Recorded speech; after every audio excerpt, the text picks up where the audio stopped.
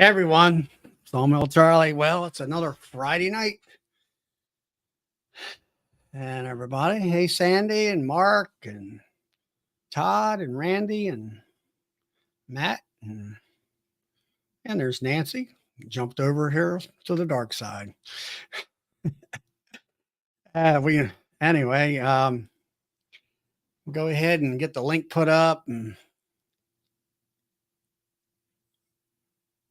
can you explain? Okay, Sandy, we'll do that tonight.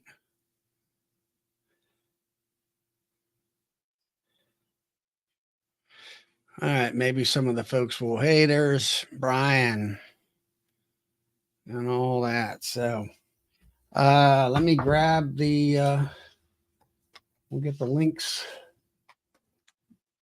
popped up here. And all that.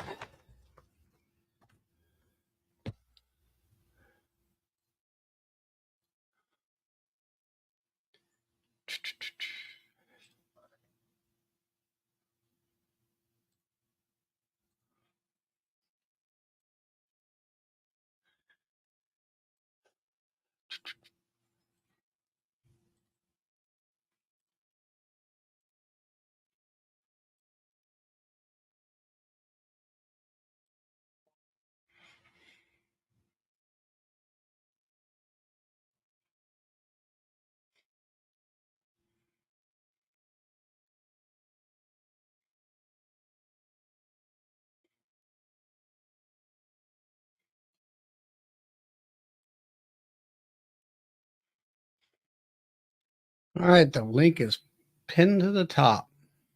Hey, Steve. Hey, Matt. Got to grab my papers here. Hopefully everybody's having a good time, and maybe today I started harvesting some honey. Moisture finally came down, and it's running around 16% moisture content. I did find one actually around 15.5 or better, but that was sort of a rarity type of thing. And all that. Hey, Randy. But so anyway, I went out and harvested up. There's Nancy. Hey, dear. Me and Nancy were on another chat. Jump ship. Hello. I'm trying to figure out how to turn the what off? I'm trying to figure out how to turn off the other one here. What do I? Oh, you mean where's it feeding back? All right, go back to YouTube and just turn the volume off. And that way you won't have an echo, a feedback. Got it? Okay. Yep, there you go. Is that it? Yeah, you sound good to me. There's no echo. Well, there's a little bit of a delay. So yeah, we were on that other chat. It just gets frustrating because they just keep going in circles. But anyway, I did treat in May for formic, and it was fine, and it worked out great. So my question is why so early? I mean, of course, one thing that I don't do is treat while I have honey supers on. That's just something that I've always done. But I sort of have I do have a treatment program where normally it's either Aprivar if it's really hot, or I'm going to try to use Aprigard since I got a tub of it and it's getting close to being expiring, I think. And try to do that as long as the weather is, I want to say 85 degrees with low humidity. And I'm going to say 33 grams, times 3 weeks in a row. And hey, Shane. And then after that, come September, I normally treat normally treat with Formic Pro. And then after that, I start feeding, and then I do oxalic acid once or twice a month throughout the winter and all that. But now to bring everybody else up to speed, it was another local bee chat, and there was their local state inspector there, and of course, in his job position, he's got to say, follow the rules of the label and all those different things. So he can't bend, I'll say. He's pretty much talking about that way. So I don't know. And also when you say the majority of the participants in that chats are 1 or 2 year old beekeepers.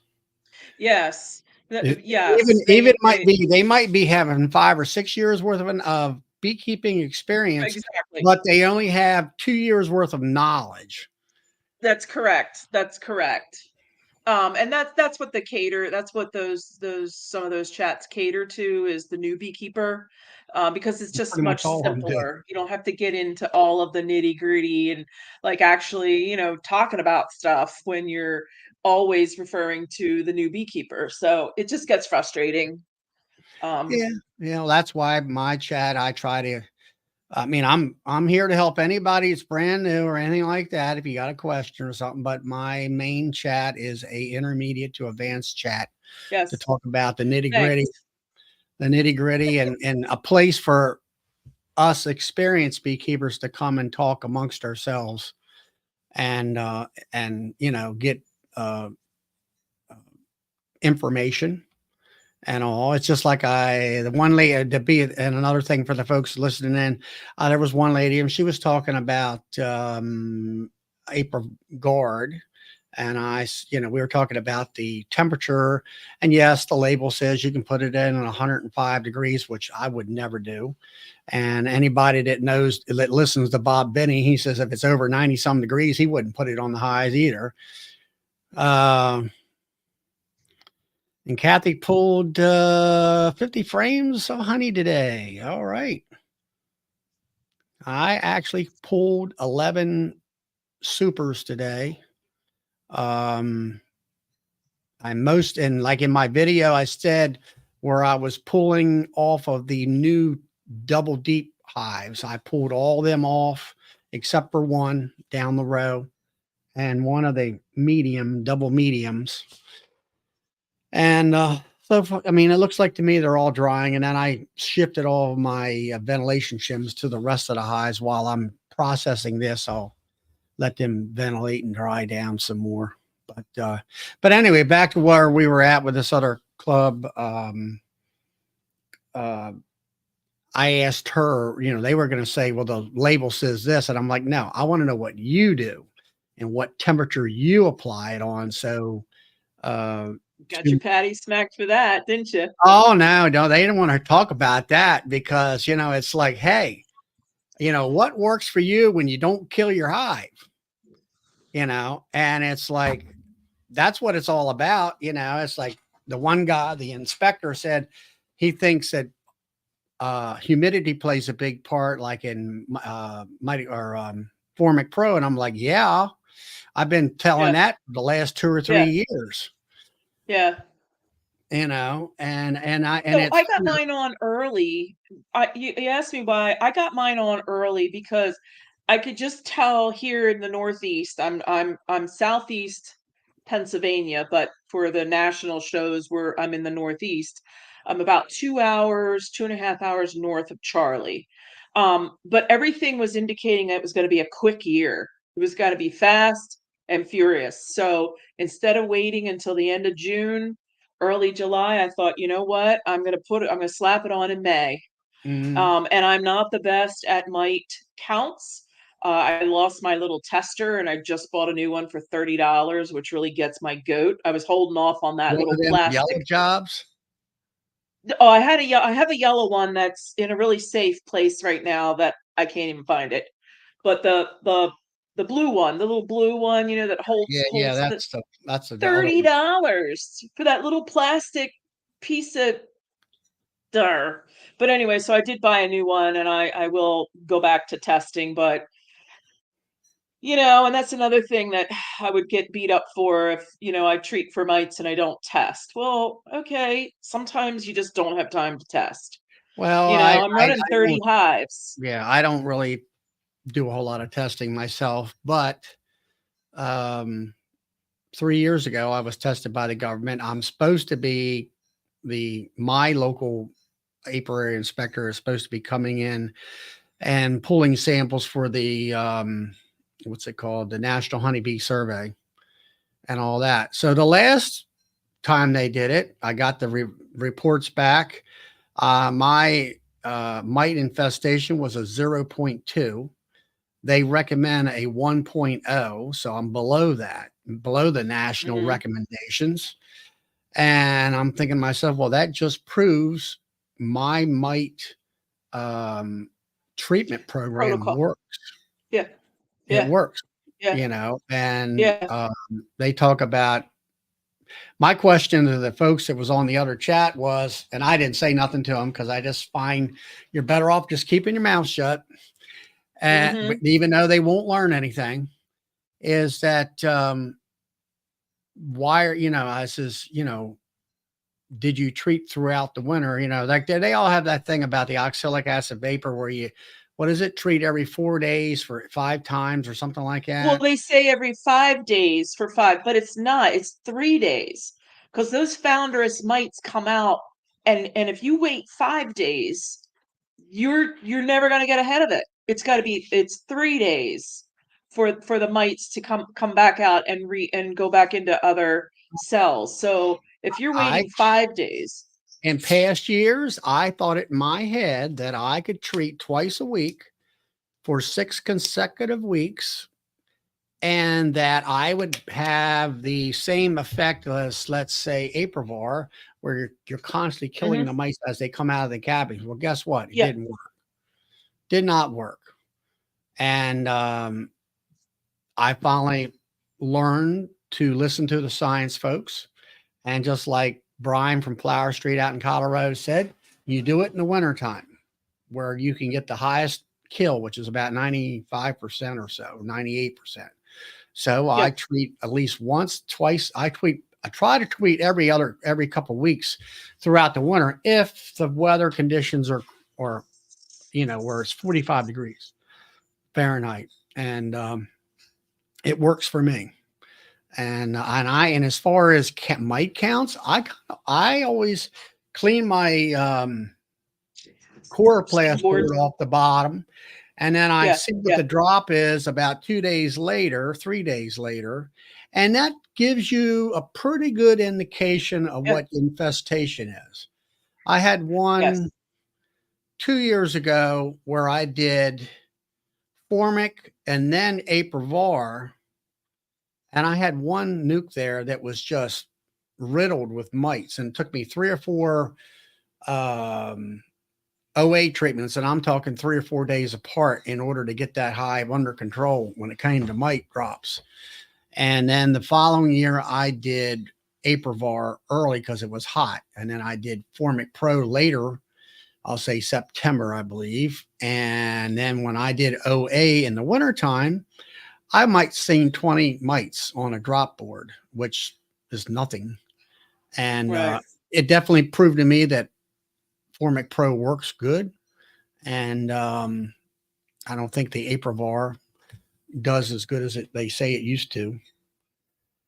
And all. But anyway, that's what we're on, folks, on the other channel. And like I say, they cater to more of the inexperienced and the folks that don't study this stuff and don't really put forth the effort to really learn how to work your hives for, let's say, the best honey production that you can get out of them for your area.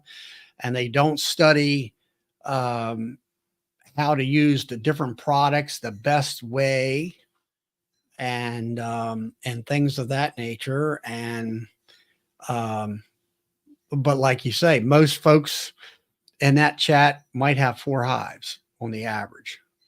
I would think.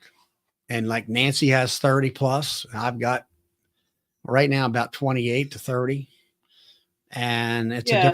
it's a different story when you got a lot of hives and all that. So So there was something on earlier about summer solstice queens, and that's how I've always done my yard. I don't graft. that's I don't Nancy. have any.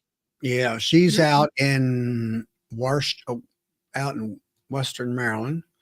Let me see if I can Oh, find her. Western Maryland. Yeah, Okay. she's out there close to the West Virginia line. Here we go. There's One of Sadie. the oh, there you go. Can you use summer solstice? Does everything have to happen after?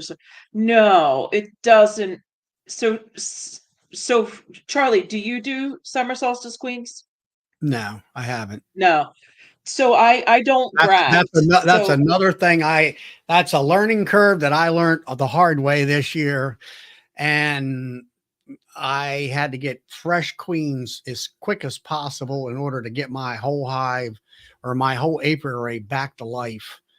And oh, that's why I lost so many hives because I had a bunch of old queens. They were all too I old. gotcha. So now I am developing a queen replacement program every 2 years or 2 years, i.e., every after the second honey season, the queens get replaced. So that would be like now next year. I'm going to replace Yeah. them. So I run 2 years. So my queens are either pink or red from last year, and then they're green, green. I do two different colors. So in the spring, or if I have a queen I know, a hive that requeened, I'll put a bright green on it because the Mhm. color's green. I'll put a fluorescent green. And then either summer solstice or queens I knew were made later in the year, I'll put a dark green on them. So one of the things, because I don't graft queens, is I have to make summer solstice queens. So it's kind of summer solstice was what, the 22nd, 21st of June. So it's Yeah. kind of loosely around that. So you'd have to make sure that your hives are healthy enough to split, and that you're going to have good weather. Like, you don't really want to do them right before you go into a dearth if you're not going to feed. So that's the other tricky thing with summer solstice, is that they need, to have that wet, milky, um, um, royal jelly. And then in order to make that, they need to have a lot of syrup, either nature or you supplementing for them. Mhm. Um, but then, so then, and I'm not real picky about which. So I run 8 frames, and I'll take from a good hive that's been productive. I'll take some of the brood from her. Sometimes I'll take the queen and put her in. If I come across the pink or red queen now, I'll put her in the 5 frame, and I'll leave the 8 frame to make their new summer solstice queen. If it's a green queen, meaning she was this year, I'll leave her in the 8 frame, and I'll let them make their own queen in the 5 frame box. So it's just kind of what you kind of have to experiment a little bit with your yard, um, on exactly how you want to do it. And the only way is you need to screw up. I mean, you're going to foul up something somewhere, and then you learn, oh, yeah, I shouldn't do that.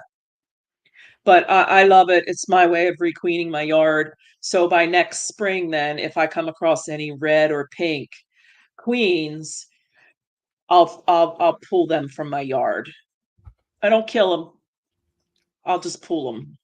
Well, Brad from um, up in Canada, he does the same thing. That's what he calls his zombie hives.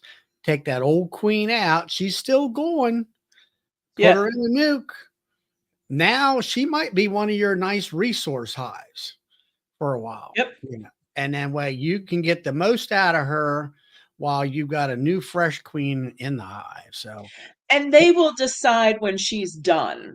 I don't I don't try to know more than my bees. Like, so if they'll exterminate her. They'll get rid of her when she's good and ready to go, or when she, you know, let them figure that part out. mhm. All right, hopefully that'll answer some of your questions, Sandy.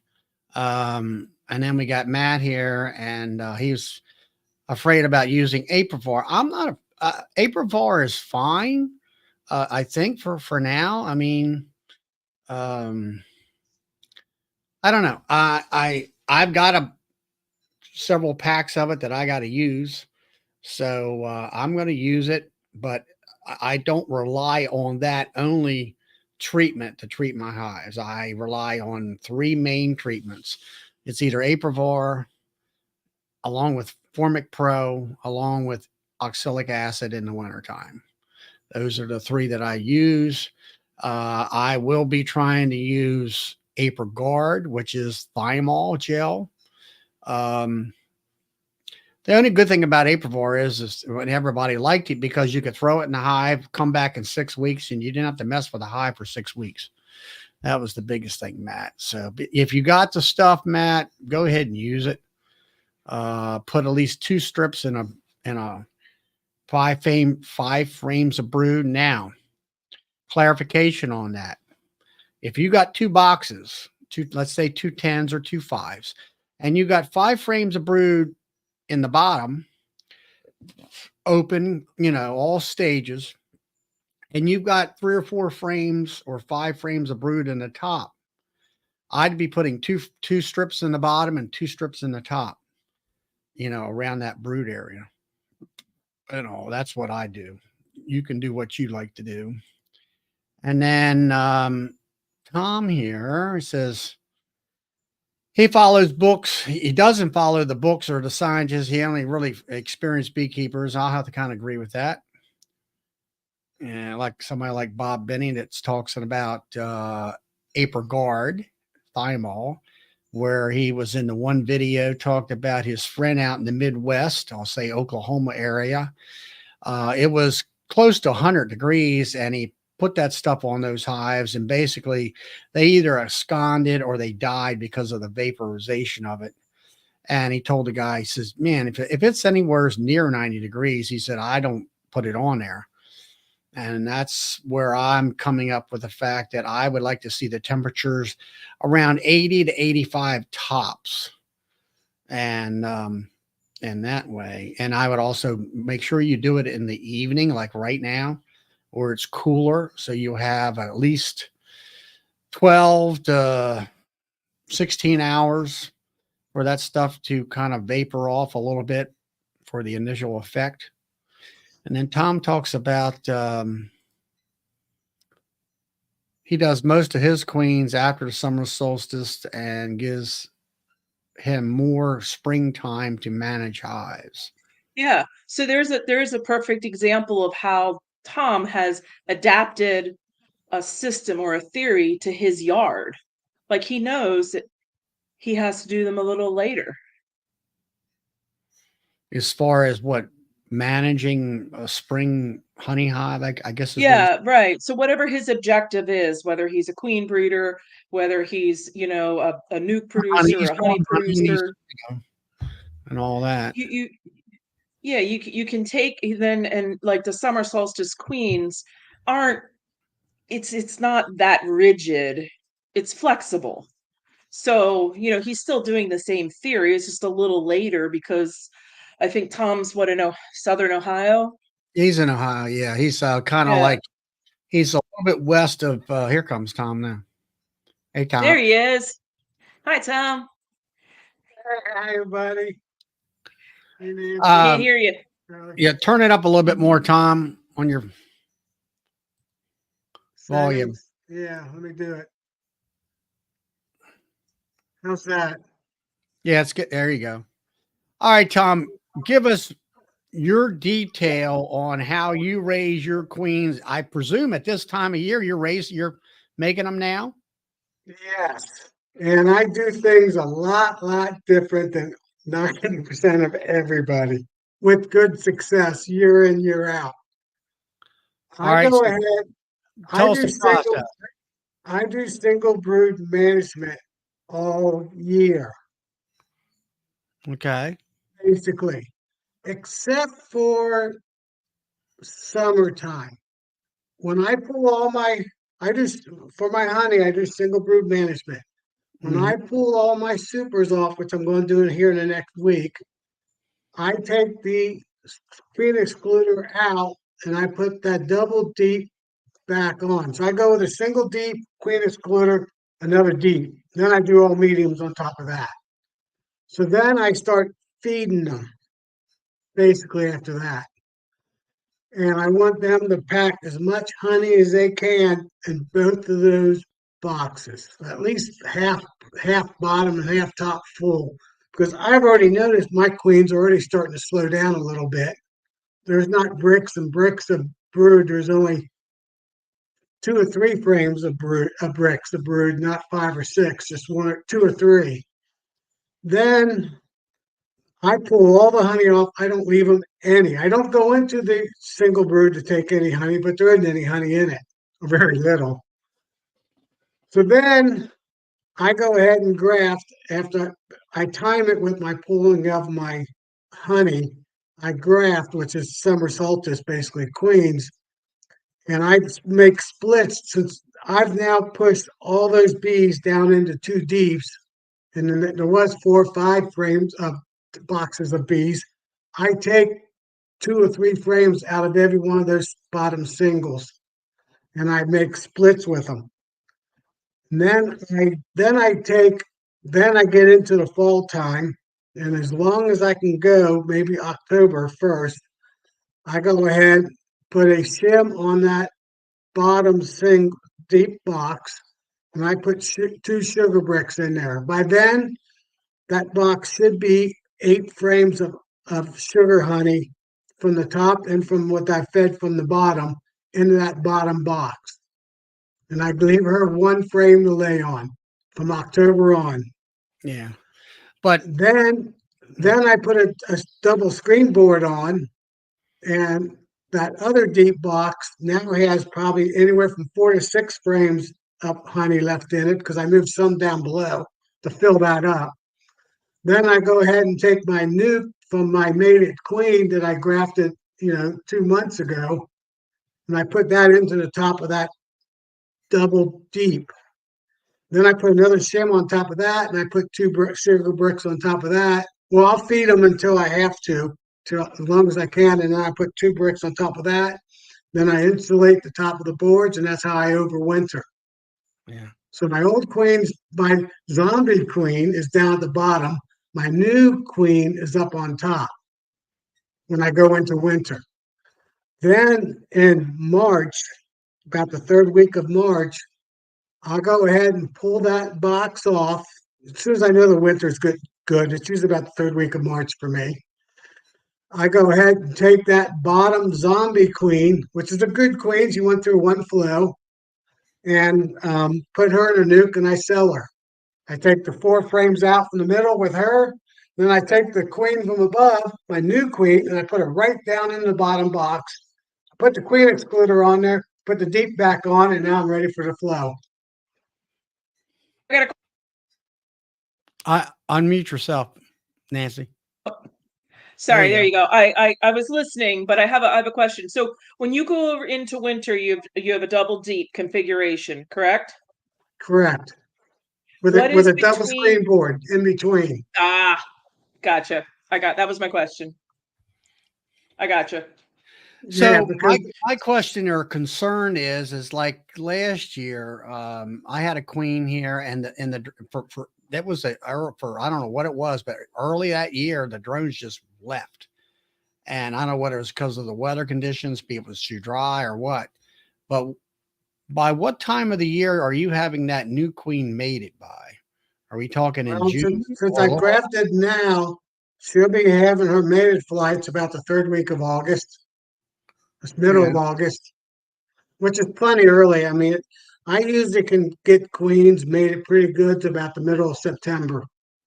As long as it's not a whole bunch of queens, like another 10 more queens or something like that, if I need a few more queens. It all depends on how good the mating success rates go down after the summer solstice. Well, that's what I say. Usually I've always heard like July, it's like, all right, it's time to quit queen rearing because you can't get them mated very well. Well, no, they get mated well. They actually, I think they get mated better than the spring because there's not all the virgin queen demand. The problem is there's too many predators out there and they don't make it back from their flights. And what about royal jelly being produced because it's dry, it's in the dirt too? Isn't that a factor? Why we want to get Well, them? I guessed just the past few days, the basswood trees, and I have a bunch of them around where I live, just finished. So I still have actually. There's a couple of my graphs I couldn't even see the larvae. There was so much royal jelly. Right, So but that's kind of why you didn't want to wait till August no, I because try to of graft right at the very end of the flow, or maybe just within a week after the flow, because there's still plenty of resources in the hives, for, for plenty of royal jelly. In fact, Mhm. I think there's more royal jelly this time of year versus April time of year. At least my when I graft sometimes in the April if I didn't get enough success in the fall. And there's always a lot more royal jelly right for me right this time of year, right after the flow. Because the hives are packed with pollen, the hives are packed with nectar, they're packed with everything right now. Now, a month from now, they'll be eating it all up. But right now, it's perfect. I do have to be a little bit more careful during the spring. I can get by with a one frame split, a two frame split, one brood, one if I have to. I don't typically. I found out this time of year I got to do at least three full frames of bees, or they'll get robbed out just to protect it. 3 to 4 frames of bees. I might only have them in 3 frames, but I have 3+ frames of bees that I'll shake in from all the hives. I got to get their numbers down anyway a little bit because when I take all those supers off, those hives are packed. So there's plenty of bees to share into my splits. And that's another reason. There's so many bees right now, it's easy to make splits. So Yeah, when you're saying you're going to make a split, you're making a split for the new queen for next year. You're not really yes, making a split for increase. correct, Yeah. Because that's correct. where I'm at. I'm to the point where I don't want to increase my highs. I want to either maintain the numbers and Right. all that I at the time. I got that horizontal hive that's an 8 frame, 4 frames on top of four. I'll go ahead and put 12 queens in that to overwinter as emergency backups in case I lose a queen or two during the winter time. Or if I want to sell a few nukes because I got a couple monster hives in the middle by April 1st. I can Mhm. pull some nuke brood out and take one of the queens from the monster hive. Just gives me flexibility. Right. one Yeah. of the I don't know. reasons I don't do your way, Tom, is because with that double screen is because I can't get to the bottom to feed. Well, I where I used that's why for 2 or 3 weeks I feed both boxes double deeps with 1 to 1 just to fill up sugar honey. And then if let's say there's 5 in the bottom and there's 4 on the top, I'll take 3 of those ones in the top and put them down at the bottom. So we equalize your only, stores. You yes, equalize this. So you feed, and then you equalize the stores with the bottom being heavier, and a lot then heavier because I can still feed the top. I just can't feed the bottom. right. I So gotcha. Wow, man, I'm gonna try some of them this year. I'm gonna try because I have some deeps that I run deeps and then a medium on uh a deep and a medium for my winter configuration, but I'd really like to get more to the double deeps with the queen and two queens. Uh, but yeah, okay. yeah, I could make that. I'm gonna try that. I'm gonna try that this year. for All right. Now, me, Darren's got a once question October here. 1st hit, I don't, that queen only needs 1 frame. So I make sure there's one good comb frame right in the middle. Because I found out bees need honey on them. That honey does no good being up in that upper box above them. When it's really, really cold, those bees do not move. They might move like half an inch, but they will not move. And if you go 2 weeks, 3 weeks with sub-freezing weather, those bees better be on that honey, bounded around that honey. Yeah. And honey I overwinters don't, we don't get still those. I think yeah, you get so harsher winters, even though I think I'm more north than you. I think you get much harsher winters than we. I don't get harsh winters here. Um, so mine are always moving, but I put Hive Alive on top of box number 2, and they will pass through the honey to get the Hive Alive yeah. or the syrup, and then come back down through the honey to the deep box. So they're opportunists. They're going to go to what's easiest, and Hive Alive fondant is easier than honey. I don't give them an opportunity. I mean, their bees are on the honey in a single box. Oh yeah, right. And I like your idea. I like it. I mean, it makes sense. It's just now, can I do well, I can do it, but yeah. So So yeah, your feet, you got a top high feeder, let's say, in the top box, and then you're just moving frames of honey downstairs As they fill them, as stores, they yeah. fill them. yeah, As they if they fill them. fill them. So, but usually by October 1st, that's about when the bottom box is getting full. There might be 1 or 2 frames left in the top box, but I can feed for a whole nother month. I feed as long as I see there's 2 or 3 days and 50 degrees or better, I keep feeding. So the Mm. last couple of years, I fed almost all the way to Christmas on that top box just to make sure. Because Yeah, cold, I can't crack cold my weather boxes doesn't. after October. I've learned cold weather does not kill bees. I mean, I had Right, three right. hives. I had 3 hives last year laying on the ground on a frame for 6 days where it never got above 20 degrees. And they were I three of my remember, better yeah, hives. They didn't die. Cold right. weather didn't kill them. Wet water will kill them. Dripping on them if you have that issue. Did you see Darren's question there where he said you're got the old queen in the bottom, so you're just selling that box off as a nuke? Yes, Okay, yes. yeah, that answers Darren's question. And that basically gives me a box and a half of bees when I put that queen excluder on for the flow by end of April 1st. I already have a box and a half of bees, maybe 2 boxes of bees close Mhm. to it. And they're rocking right when the flow's starting. Because I'm using 2 queens up to that point. Yeah, and Tom or Philip, I I mean, sell those in March, about the 3rd week of March. that's early. Well, everybody wants them early, but I can give them early because I got a queen right above them. Well, you It gives, consider that as an overwintered nuke, to be quite honest with you. So yeah, that queen that's coming out of the winter in the bottom box, it sounds like to me she's a 1 year queen then, right? she's a year and a half. She's a year and a half. She was born the year before. She went through a winter. She's gone through 2 winters, but the first winter she was a brand new queen. Okay. Right. So she's in But she's gone June. through one She went flow. through that winter, and then she went through the next summer doing a honey crop for you. And then now she's down in the bottom box going through the second winter, and then she Yes, goes, she gets sold. and she's still a good queen because she's only gone through one flow. Mhm. Phone's going off. Family. Hey Jeff.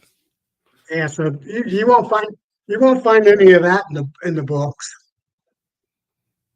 Yeah. I'm the more I'm 7 years in, but the more I go, the less book I want. Like I need my Charlies and my Toms, and to just this label and but like you can't keep doing, after the 3rd year, you better break away and start doing what works for you, which isn't going to be in a book unless you wrote the book, or Right. you're just going to be working way too hard. Well, who gave me the idea of overwintering in singles was Ian Brad and James. They all Yeah, the northern, our they northern went to buddies. all their hives in singles. But yeah, they put Yeah. them in sheds, but it's still 40 degrees Fahrenheit the whole time for 6 months.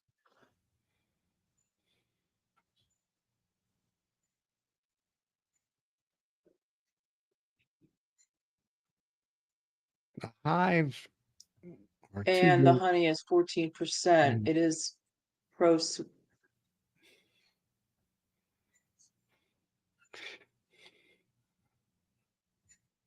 And then the rest of it's here. And the honey is 14%. Well, did you feed? You were feeding when you put the supers on? I mean, I don't think I she did. don't get it. I don't think she did. She fed them to get them to draw wax out and stuff like that. I think, hopefully. She said maybe a gallon. I'd say you. Well, I only put it in. I know if when I it's the first hives, got. I know where you have them at. Okay. I think that was a lot of locust honey coming in there. So if you're giving the homeowner a frame of honey or whatever, I really wouldn't worry about it. Some people talk about whether it's sugar water or honey. Well, to be quite honest with you, it still tastes like honey. You might not have the floral. You might not have the floral. If you're really good at tasting, like I tasted some honey that I just brought in tonight, and I'm like, with some drippings, and I'm tasted it. It's, that's the absolute fresh, and it was like, you didn't taste the flower, but it could taste the sweetness about it. It had a unique sweetness. It just really tasted like cotton candies, I call it, and everything. But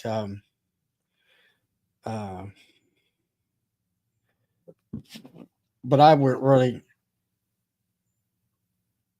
I really wouldn't worry about it. And the Pro Suite, I've never used it. I'm familiar with it, but do they store Pro Suite or do they use it like 1-to-1? Do they store it like 2-to-1 or do they use it? Pro Suite's kind of like a 3-to-1 almost. That's more of a storage thing. But okay. Yeah, okay. They had a ton of black locust trees on the property, and that's why I never fed after that once. Yeah, it's locust honey is what it is, Lynn. That's for sure. I know where the area is, and you do have a lot of locust trees there. But yeah, Pro Suite, it's good. I like using it when I'm doing doing mating boxes and stuff like that because the bees can't smell it. Doesn't have that sugar smell to it and attract. If I got mating boxes behind the hives that you see in the back of my background there, which I do a lot of times, they won't even bother. They don't even know they're there. And so they gave them a couple of bottles of honey, and that's fine. Yeah, don't worry about it. They're happy just to get the honey.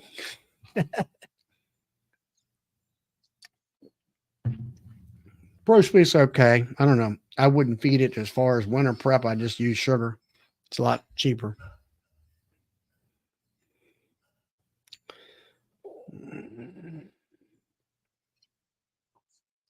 Yeah, 14%. The problem with that is when you get down that low, it's hard to get that honey out of the comb because it's so thick.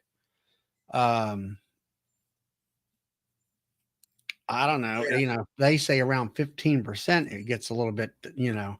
I had sometime a year or so ago, it was like 15 and a half and all that. But that's why Bob Betty and them guys have them hot rooms. They get that honey liquefied, I guess you might say, in the comb, so it'll spin out and get out of the combs better and all. But like for me, if it's between 16 and 17 and a half, I'm happy with that because I know I won't have any fermentation problems.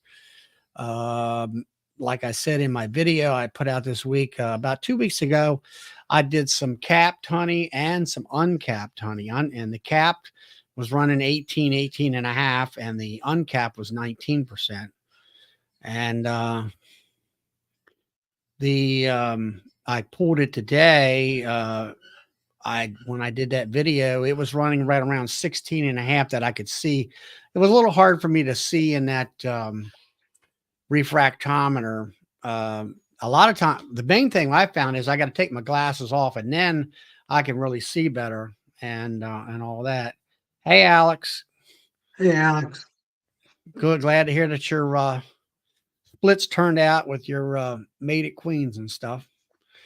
Yeah.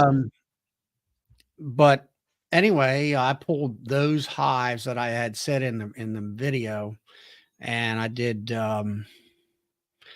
I guess it was 5 hives right there. I did about 11 supers. Not all the supers. Some of the supers were really super heavy. Some of the supers were like, so.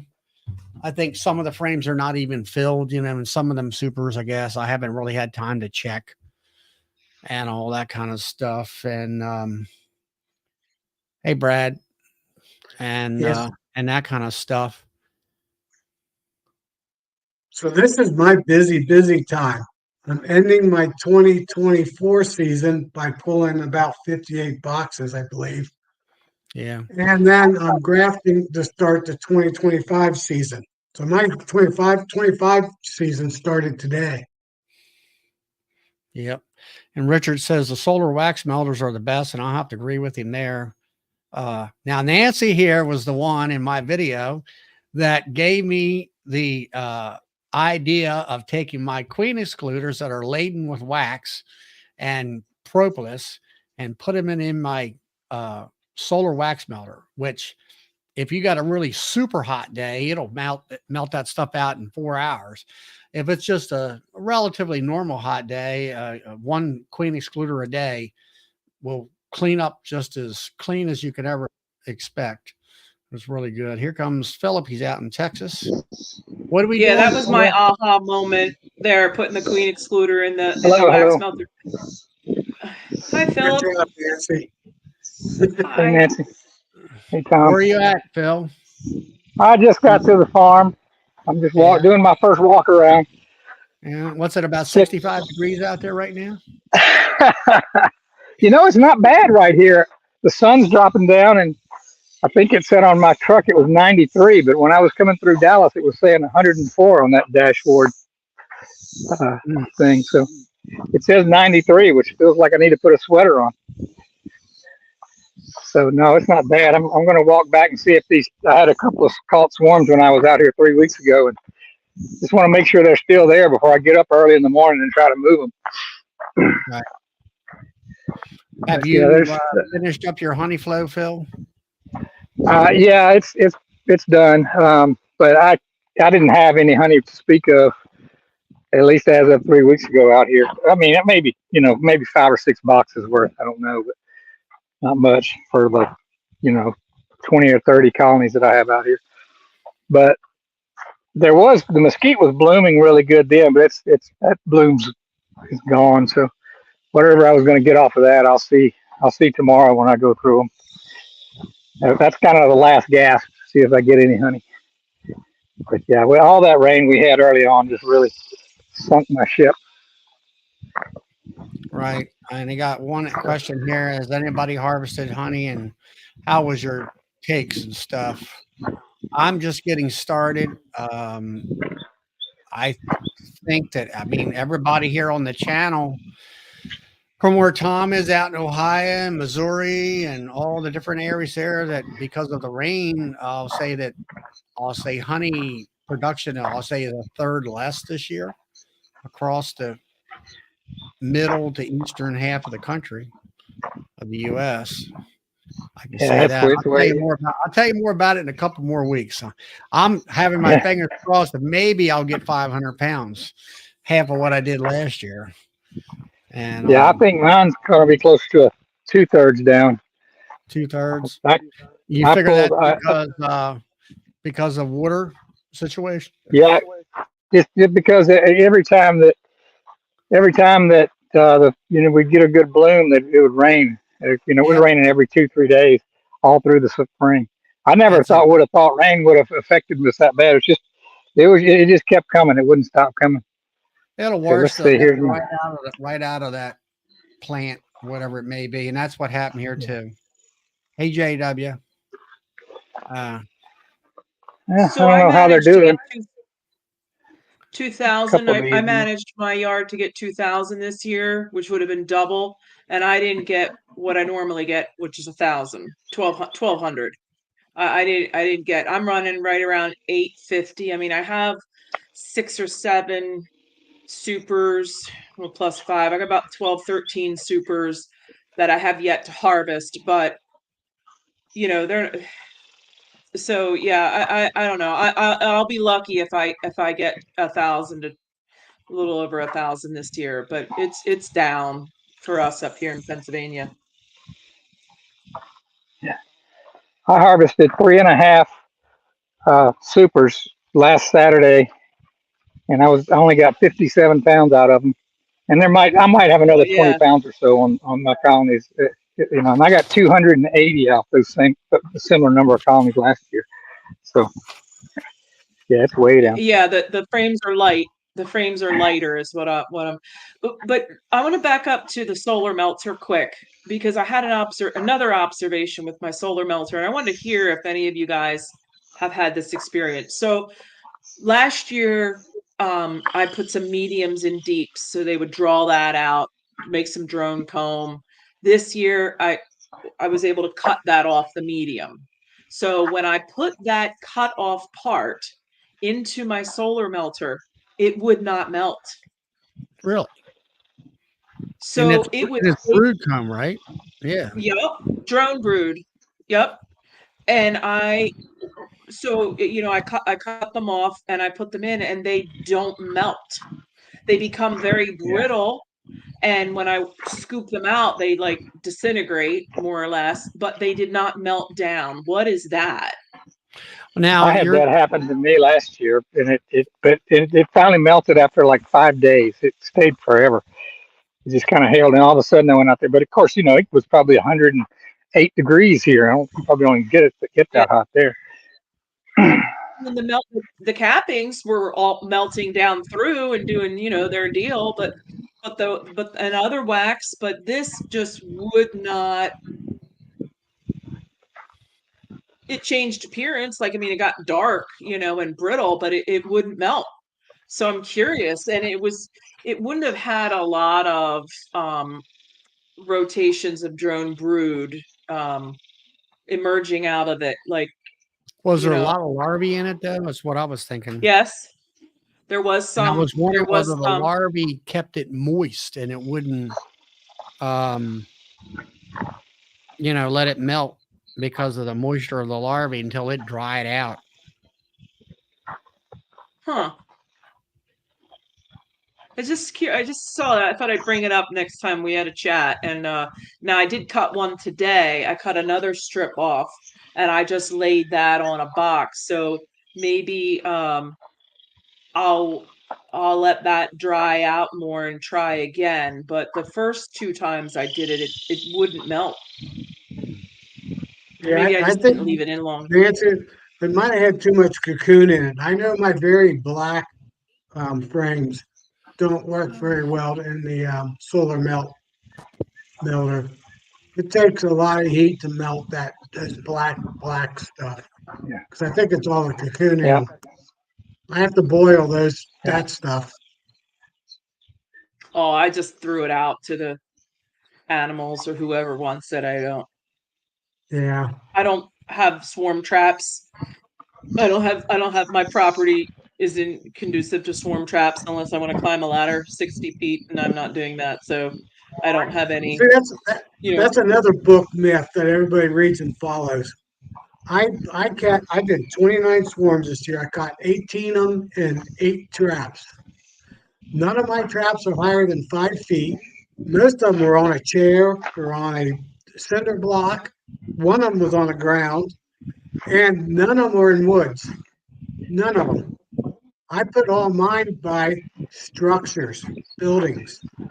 Bees love to run buildings. Especially in the springtime, they're looking for a home. They're not looking in the woods, they're looking at houses. So I put all my boxes on the north side of the structure in the full shade. Yeah. That makes sense. Not in the sun because they don't like hot boxes. Bees don't. All right.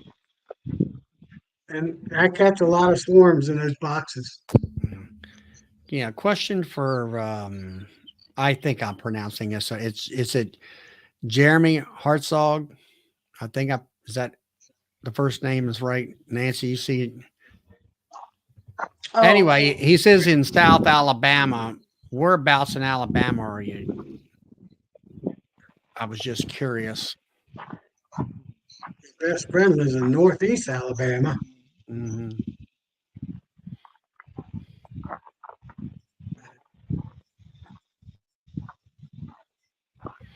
I don't know how much property Phil has. How much property you got, Phil? There's 116 acres. It's a good chunk. Hey, Lisa. Let's see if the bees are still in here or not. It's getting pretty late. Yeah, they're still here.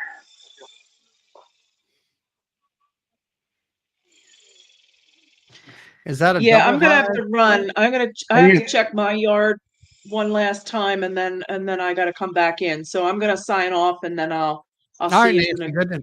Glad little you bit. stopped in. And let you know that well, she's gone now. I forgot to mention 40 liters is too small too for a swarm trap. You only catch medium to small swarms in them. You need at least 50 liters. I go 55 to 60 liters. And I'll catch convert that to English. I'll catch those big swarms. Convert that to English as far as a size box in inches. I basically a deep and a medium super. A 10 frame deep or a 5 frame deep? Yeah, deep is about 40, I think. A deep is about 40, and then I put a medium super underneath it. Shallow to a medium super. So another 20. Yeah, I run big boxes and it works.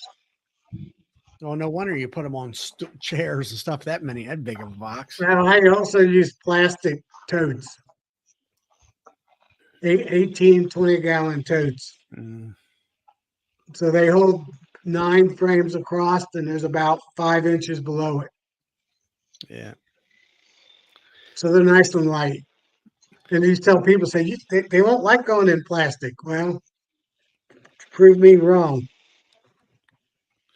David there, he's had a black comb sitting in the solar wax melter for over a week now. Well, really, we've had a few, really intense hot days as far as being sunny. But overall, our summer's not really been that bad as far as heat wise. I mean, I kind of know I usually have my solar wax melter out here, and it's like it really hasn't been all that. It hasn't been overly sunny either, for the most part. Well, 2 weeks ago we had 94 to 97 during the week. That was a little warm. Yeah, I mean, there's been a few days here recently, but not in the past. No hundreds yet. When I was a kid, we used to count how many days we had in the hundreds. Yeah, I mean, they talk about here when we get a few of these hot, humid days, and I remember here several years ago where we had like 30 days of miserable weather, and all that stuff. Man, Philip's getting his exercise, that's for sure. Yeah. Hey, I'll tell you what, Tom, there's not a whole lot of difference between 99 and 103. It feels about the same. That's another thing. I put all my boxes so I can pull in the driveway of the house or the barn, pull up to the barn, so I don't have to carry my boxes too far.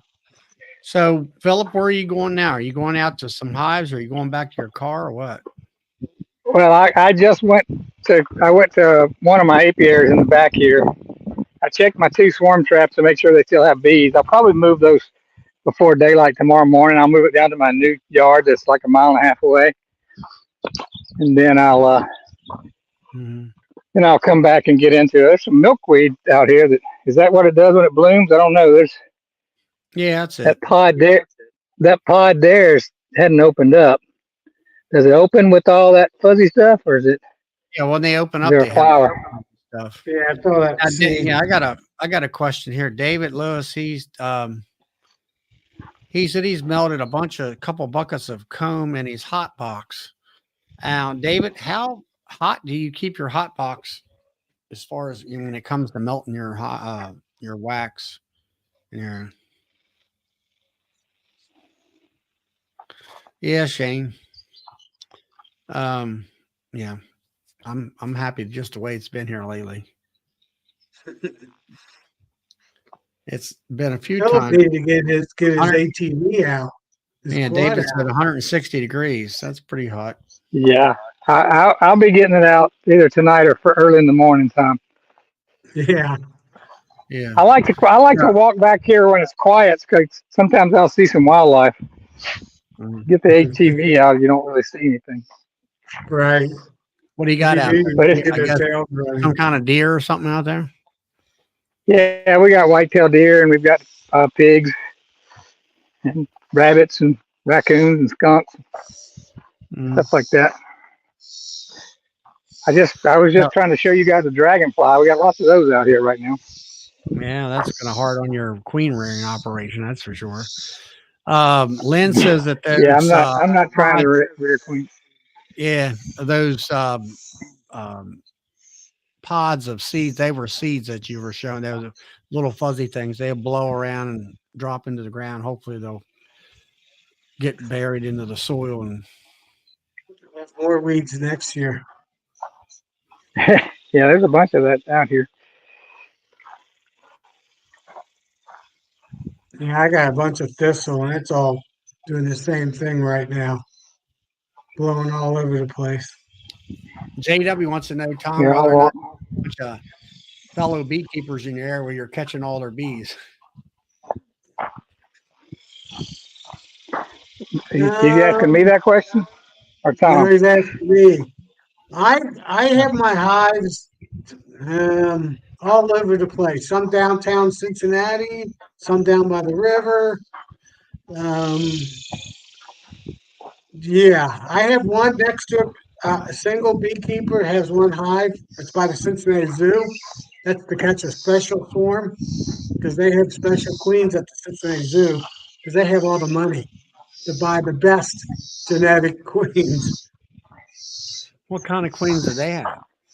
Well, let's put it this way. When I go over to her, I help manage her hive a little bit every year. And when I see them carrying out drones with pupa with mites on it and flying out of the hive and taking them away, I don't know what genetics that is, but I know I like that genetics. Oh yeah, I didn't know whether So, they were buying queens in or something like that. Were really good. well, I know it's a lady beekeeper. I don't know who she is. Um, and she's buying her queens from somebody that's got super mite genetics in it. Or they got good, good, genetics like that. As what about whether they're honey producers or whatever? Well, they built up really fast when a swarm that got from her when it swarms. She doesn't treat her hives, and she doesn't take the honey or nothing.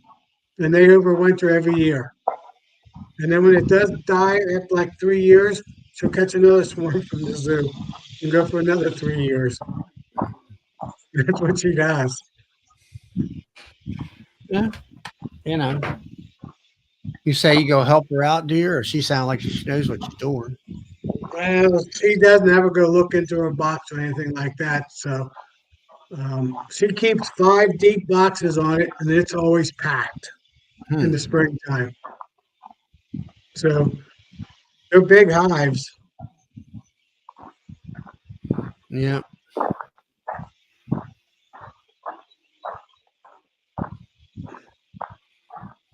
I think Phil's lost. I'm trying to be quiet in case there's anything back here by the big tank. I have one trap that's in a garden center in their back of their property. And I don't know of any beekeepers in that part of town, but I catch a swarm every year. Mhm. Sometimes two. Looks like you got a little pond there or something. Yeah, it's usually getting pretty low this time of year just because it hadn't rained, but this one's kind of low because I got beavers that moved into my dam and cut holes through it. I got to figure out how to get rid of them. DC wants to know, is that the Rio Grande? No, that's not the Rio Grande. Thank goodness. Thank goodness we're a little bit north of that.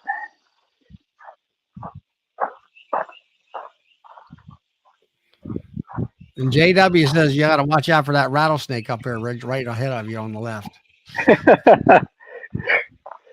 I have not seen a rattlesnake out here in the 8 years I've been coming. So, but I've seen copperheads. I think I've seen a water moccasin or two. I wouldn't think you'd have water moccasin because you got no water. Just salt water. That's just a little old pond. There's a, let's see, where'd he go? He took off. There's a little wolf spider there. A what? You just walk over A wolf a creek. spider. A wolf spider. Let's see. Did you squeeze it with your foot? No. Yeah, I was coming over here to the back side of the dam, but see that big hole, those big holes right there? That's where the beavers have cut through, and the water just comes pouring through. Where they cut off that willow tree is about 18 inches in diameter. They just cut right through it. You need a 308 or Yeah. something to take care of those beavers. Yeah, one problem is they're pretty much nocturnal. You don't see them very often unless you come out at night. You have to sit and wait for them. One of them's been shot.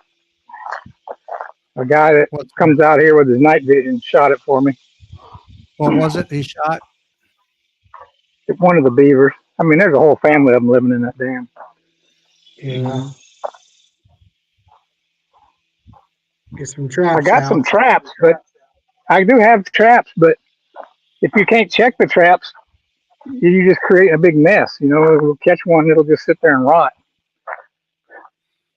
I don't want to have to deal with that to get my trap back.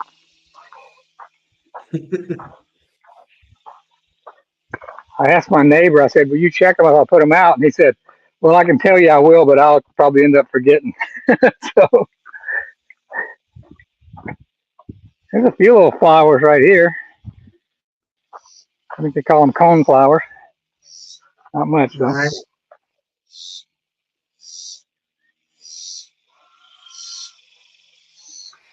Yeah. Oh man. Yeah, I don't know what to expect tomorrow when I check for honey. I'd be tickled to death if I got a couple 100 pounds. I got 500 out here last year with a lot less coneys.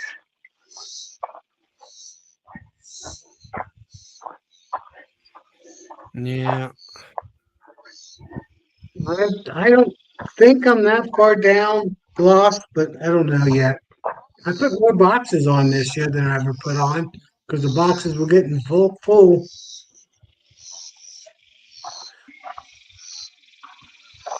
Yeah, I mean, I think they did really good down in South Louisiana. Joey and Mike and those guys are doing really good. And I think I didn't watch the video, but in the title it said record harvest from Bruce Jenny.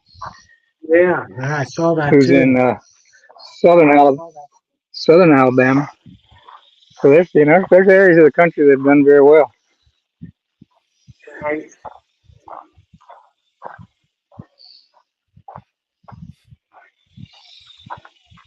I almost delayed my trip here today because I got a call this morning and then again this afternoon. Somebody's looking for somebody to cut some bees out of their house. It's a rent house that's unoccupied.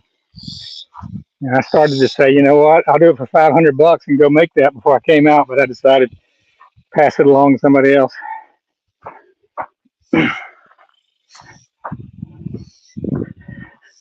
But I'm definitely going to have to get into selling bees and stuff like that because our honey crop's just not consistent enough here.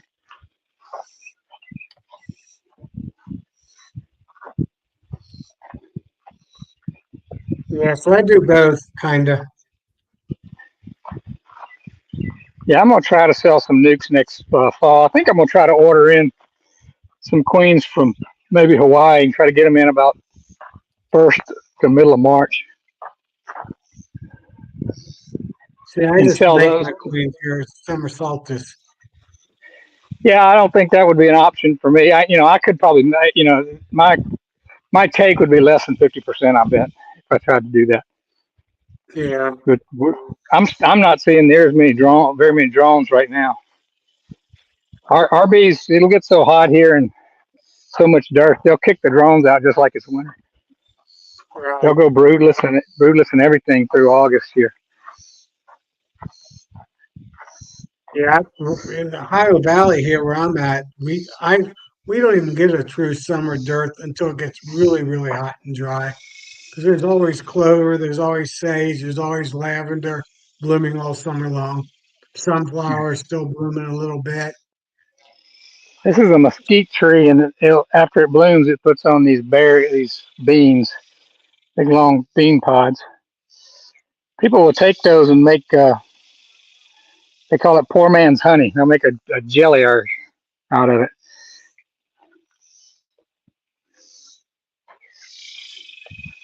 Yeah, I don't get it. I don't know if I'll get any of that honey that Charlie gets. Supposedly we have them in our area, but I've never seen one. What's that? That that moth. Oh, you mean spotter lanternfly? Yeah. Spotted Yeah, lantern. it won't be here probably until maybe the mid-July or late July, early August. Okay. That's That's when you start seeing them. that's when you really kind of start. The little nymphs, as they call them, little infant things. Hey, Yeah. Pastor Larry. They're here now. That's why I'm trying to get my honey off before the 15th of the month. Gotcha. And that's considered our I'll call that our fall flow or summer flow or whatever you want to call it. You can, harvest it and all, but it has a different taste, a different color. I just figure, well, it's cheaper for me to give that to the bees and save on buying any sugar. Yeah, I would love to have some frames of that. That way I wouldn't have to feed them as much. Yeah, I cut Yeah. back the feed by 500 pounds. And I've downsized the apiary to 28 hives right now. And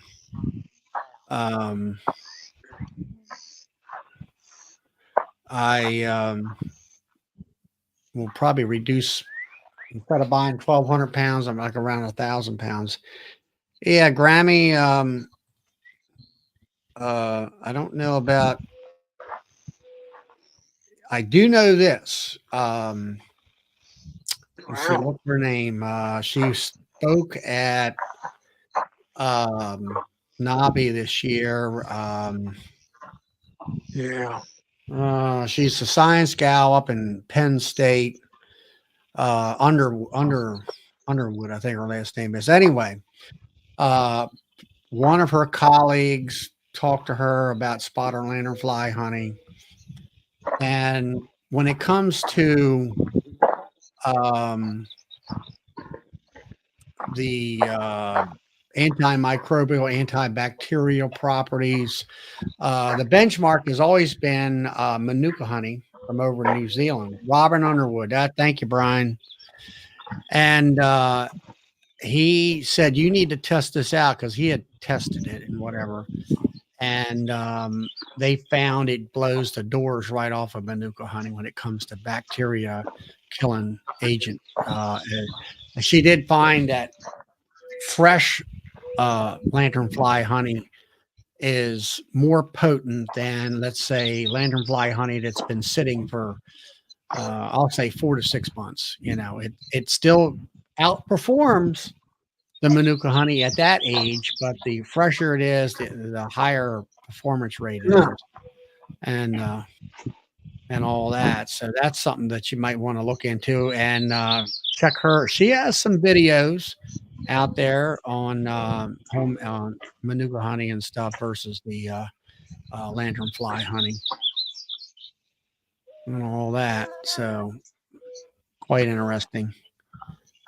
It's sort of like the silver lining from the here it is a invasive bug that's come into this country, but at least we're kind of getting some benefits out of it, like Grammy says there, where number one, I don't have to feed as much, but the uh, vineyard grower that's doing grapes, they have to spray and because it'll kill their plants because it excretes all this liquid on there that the bees like, but it makes the leaves grow a mold on there, which kills the plants and everything.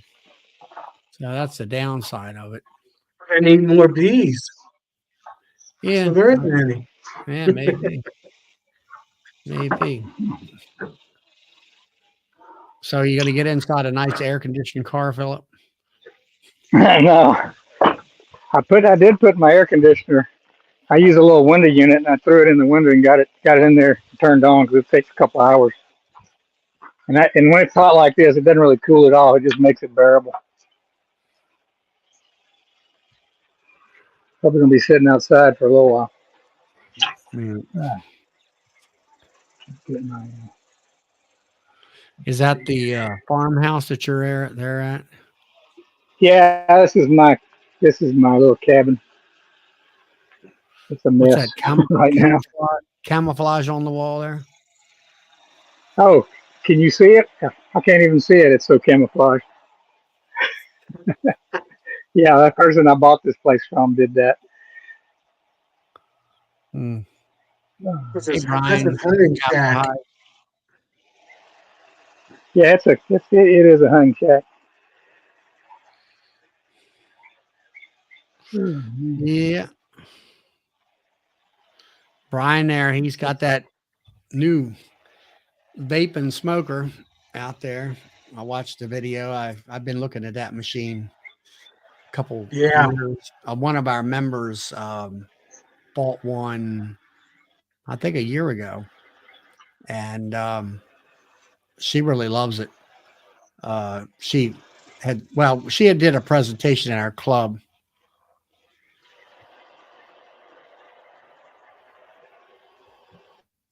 Yeah, I don't use my smoker a whole lot when I get in the hives, but I did today. And when I pull the honey, I will be, because the bees don't like you when you pull that honey. Now, Todd out there in Fresno, California, he's looking to any help on getting his lunar wax melter running a little bit better. I guess you have to have more multiple full moons at night. That way it'll work better. A little more heat. Yeah.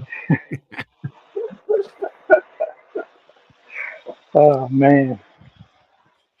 And I have to say, Mike, I can't believe it.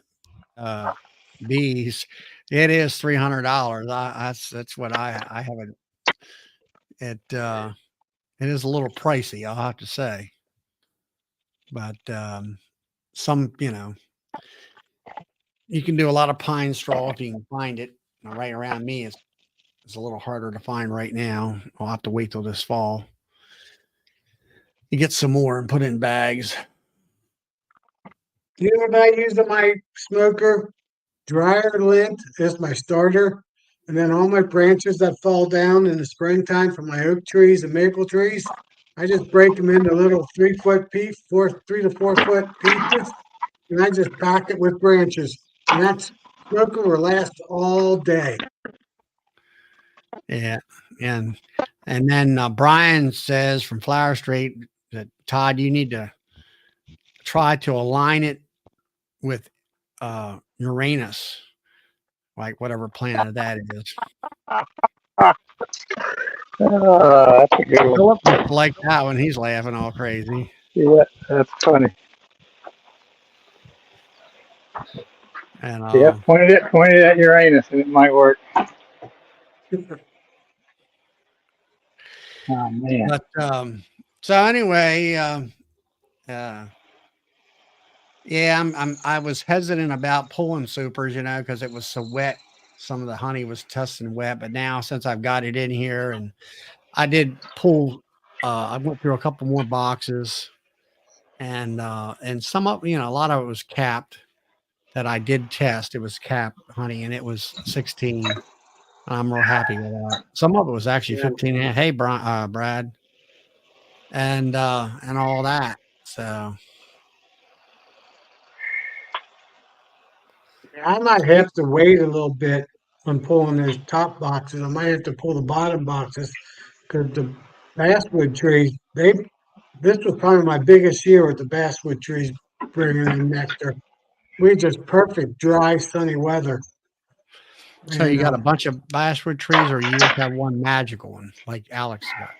I have at least 30, and I think there's 60 to 70 of them in this 100-acre woods. Yeah, I've looked at the blooms and pictures and stuff, and I think there are a few, not near me, of course, but there's some alongside the roadways. I think they're basswood trees. I'm not real sure. For your area, Charlie, they're probably just right in full bloom right now. They're big clusters of flowers that hang down. I don't know. These are like little strings. Yeah, hanging down like a cluster of them. Yeah. Yeah. Tom, is that the big tree that's on Winnie the Pooh? Is that one you have? What's that? Yeah, it probably is. Yeah, he said it's in the 100-acre wood. That's Winnie the Pooh. That's where that is. 2 basswood trees will cover shade a whole an acre of land. They get huge. I haven't seen them that big, but Yeah, no, it produces as much nectar as an acre of flowers. A vertical garden, they call it. yeah. And a basswood tree a full-grown one will average 6 to 11 trunks out of the ground, out of the base, and each trunk will be 2 to 3 foot in diameter. Just huge trees. Not the tallest tree, but probably the widest tree. 80 by 120, something like that, I would guess. Yeah, I'd like to have some of those down here. They'll grow, but I don't think they do much with flowers. Probably too high. What's the tree that they have down in South Louisiana that gives them all the honey? I'm drawing a blank on it. Oh, tallow, Chinese tallow.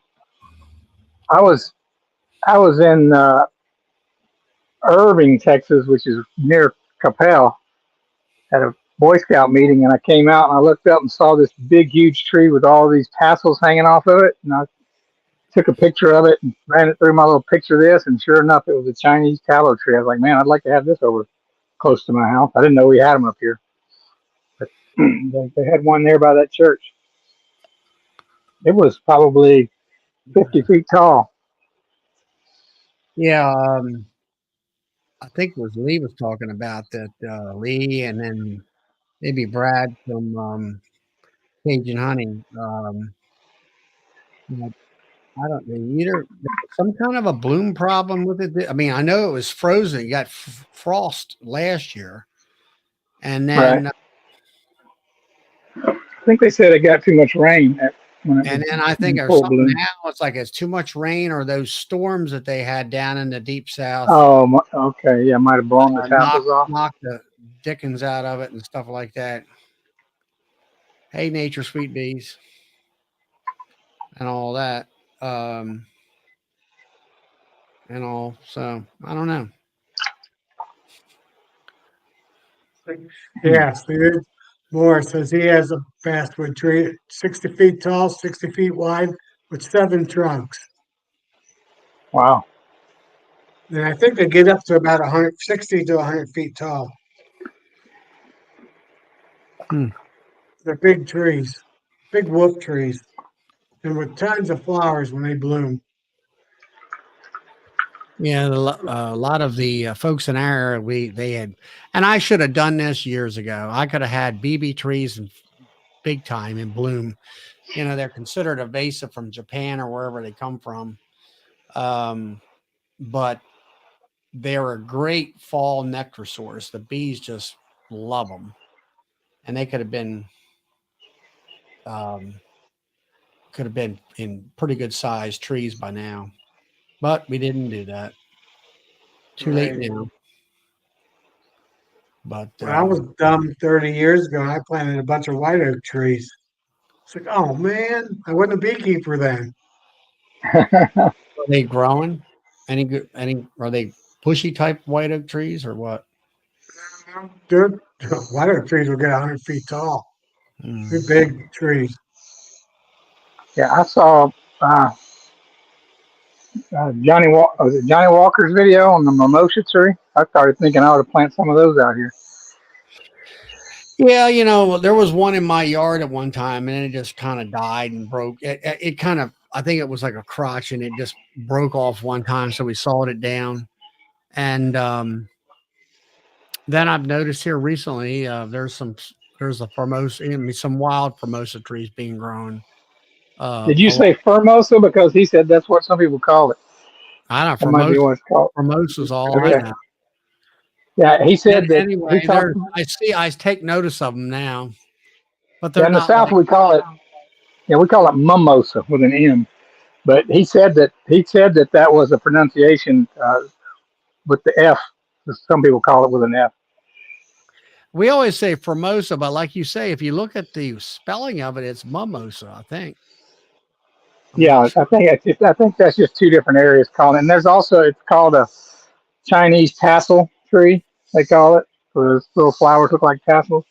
Yeah, I never It's a. It comes from. heard It that. does come from. It does come from Asia and China. It's imported. You know, Lisa Yeah. said that mimosa. Mimosa. And Yeah. yeah, I mean, I don't know. I've always heard people around here say formosa. So When maybe you said was when he said that on his video, he said some people call it Formosa, and I was like, I've never heard that before. And then just tonight, I hear it for the second time. yeah. That's Some crazy. people they say a silk tree. I don't know. Yeah, Um, silk. Yep, Chinese silk tree. They call it that too. Yeah. Yeah. Uh, If I could go back 30 years from now, I would have planted a bunch of basswood trees. oh well, yeah, that would be good. like you say, Tom, 30 years ago, I wasn't even thinking about bees. You wouldn't have got me to do bees if you thought, Same deal. you know. But on the other hand, I can remember when I was probably 6 or 7 years old, on my mother's side, my grandparents, um, they had a couple hives. You know, it was they were in that era where, um, the farm. It was today we call it homesteading, but back then it was just a farm. You had some cattle, you had pigs, chickens, and they had a couple beehives. And they robbed the hives for their honey, and that was it. Right. On the I Across the street where I grew up, there was a boys' school for the orphans from the World War II, basically. Yeah. And the brothers ran the Franciscan brothers ran it, and it was about almost 200 acres, and they had like 8 or 12 beehives. And Father Boniface would take me down to the beehives when they go to pull the honey. So I was introduced when I was like 8, 10, 12 years old to honeybees, but that Mhm. was it. Hmm.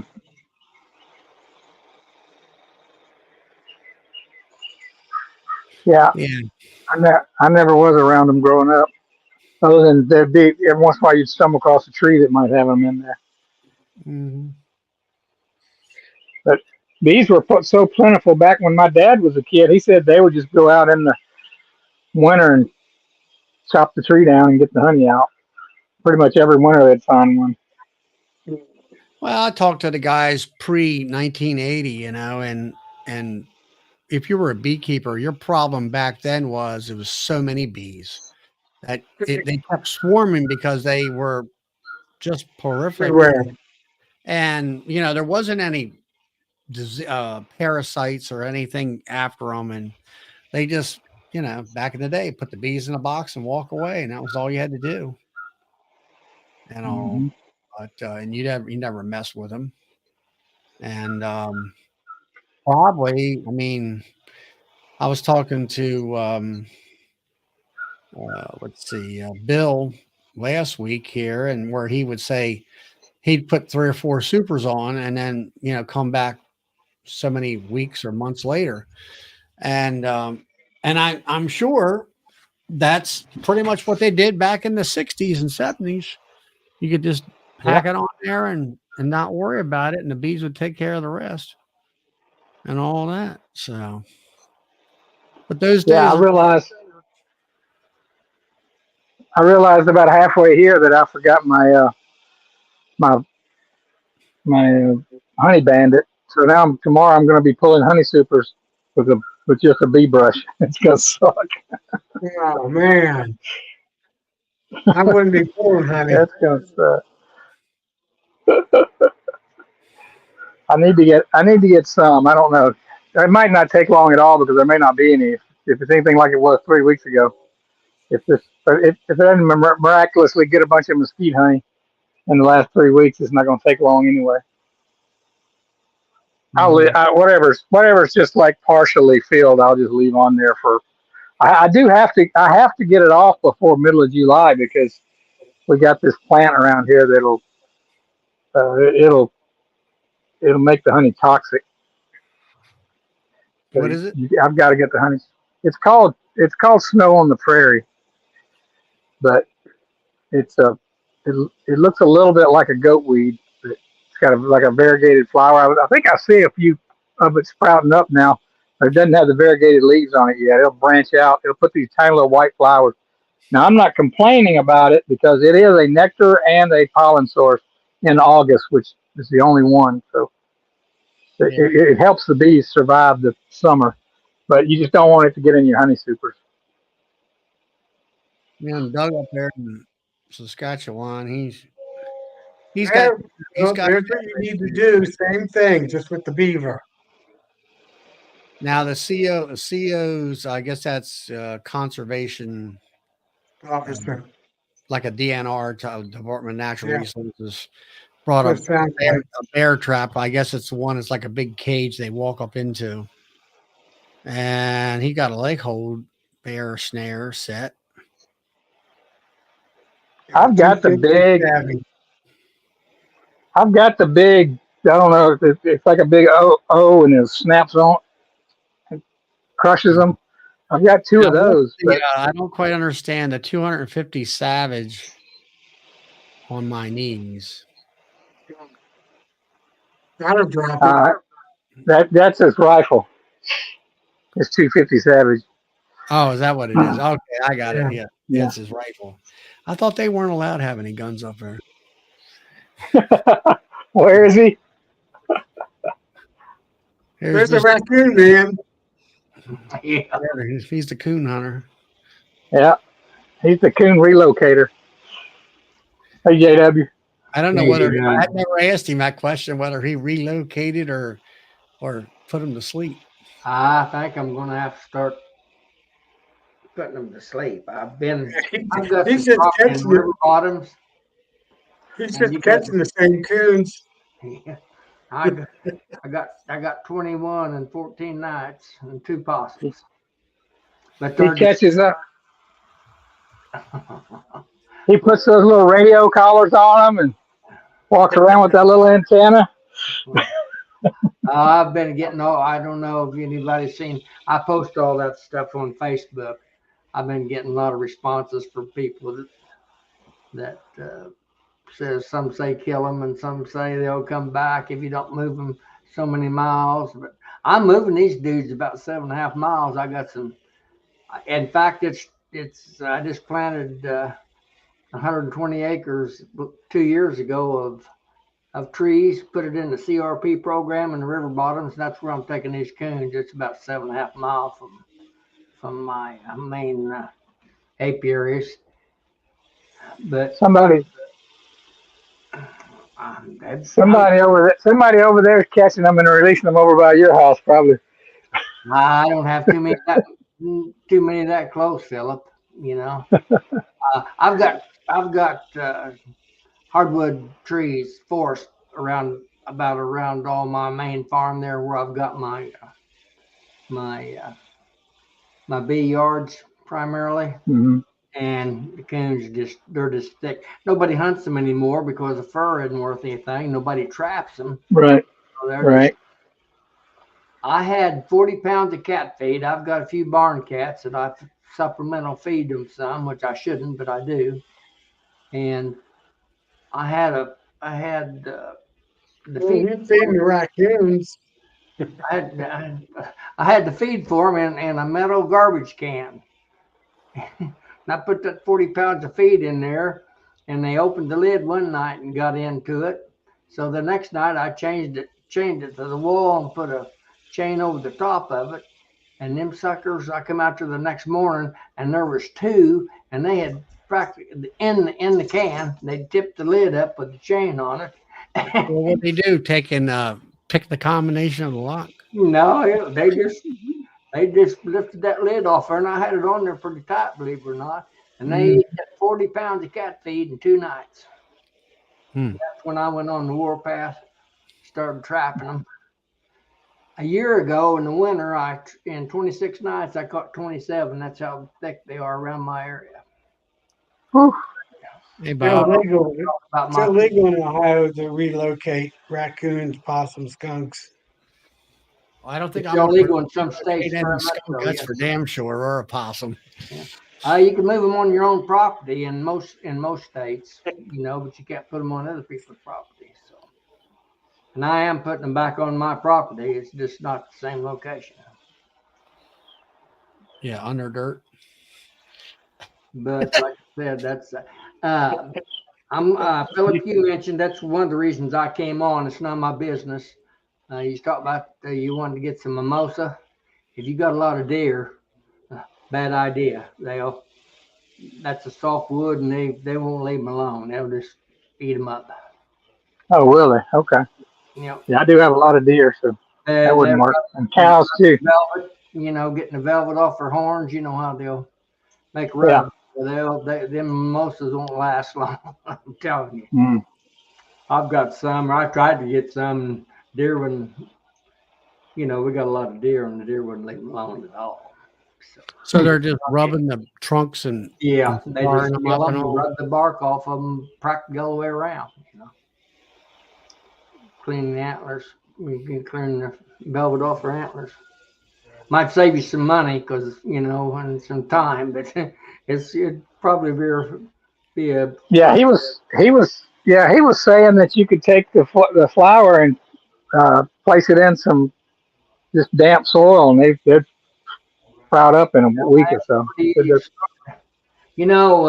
Speaking of starting trees, I don't know if anybody noticed that Bob Benny put out a deal he put out some sarwood seed. If you would send him an envelope, and I sent him one. He sent me some seed.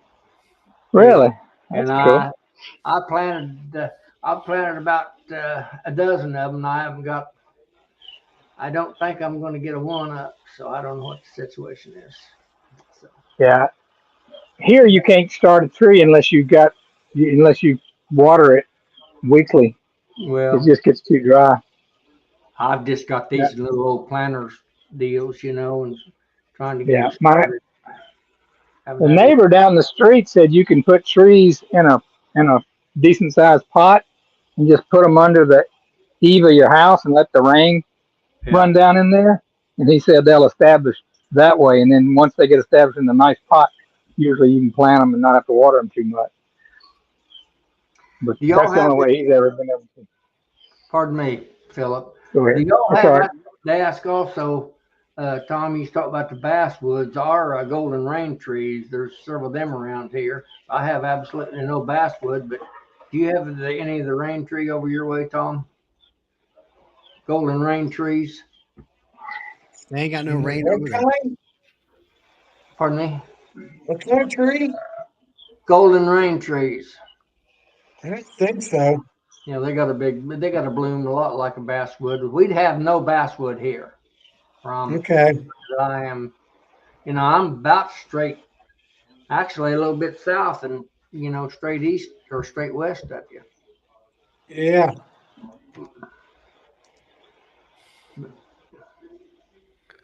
So, what are you doing any harvesting, JW? I'm just starting. I went through and tested 12 frames.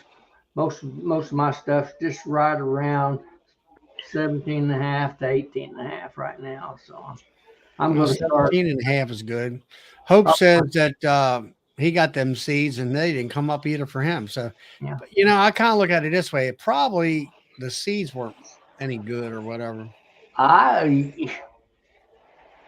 If he got them off some local tree, it might be a situation where you have to pull them seeds at a certain time or something. I don't know. He had a. I don't know if you've seen any of his lives. Either he's got a neighbor that's kind of a tree. Yeah, I've seen him. Expert. Yeah. You know, and he actually.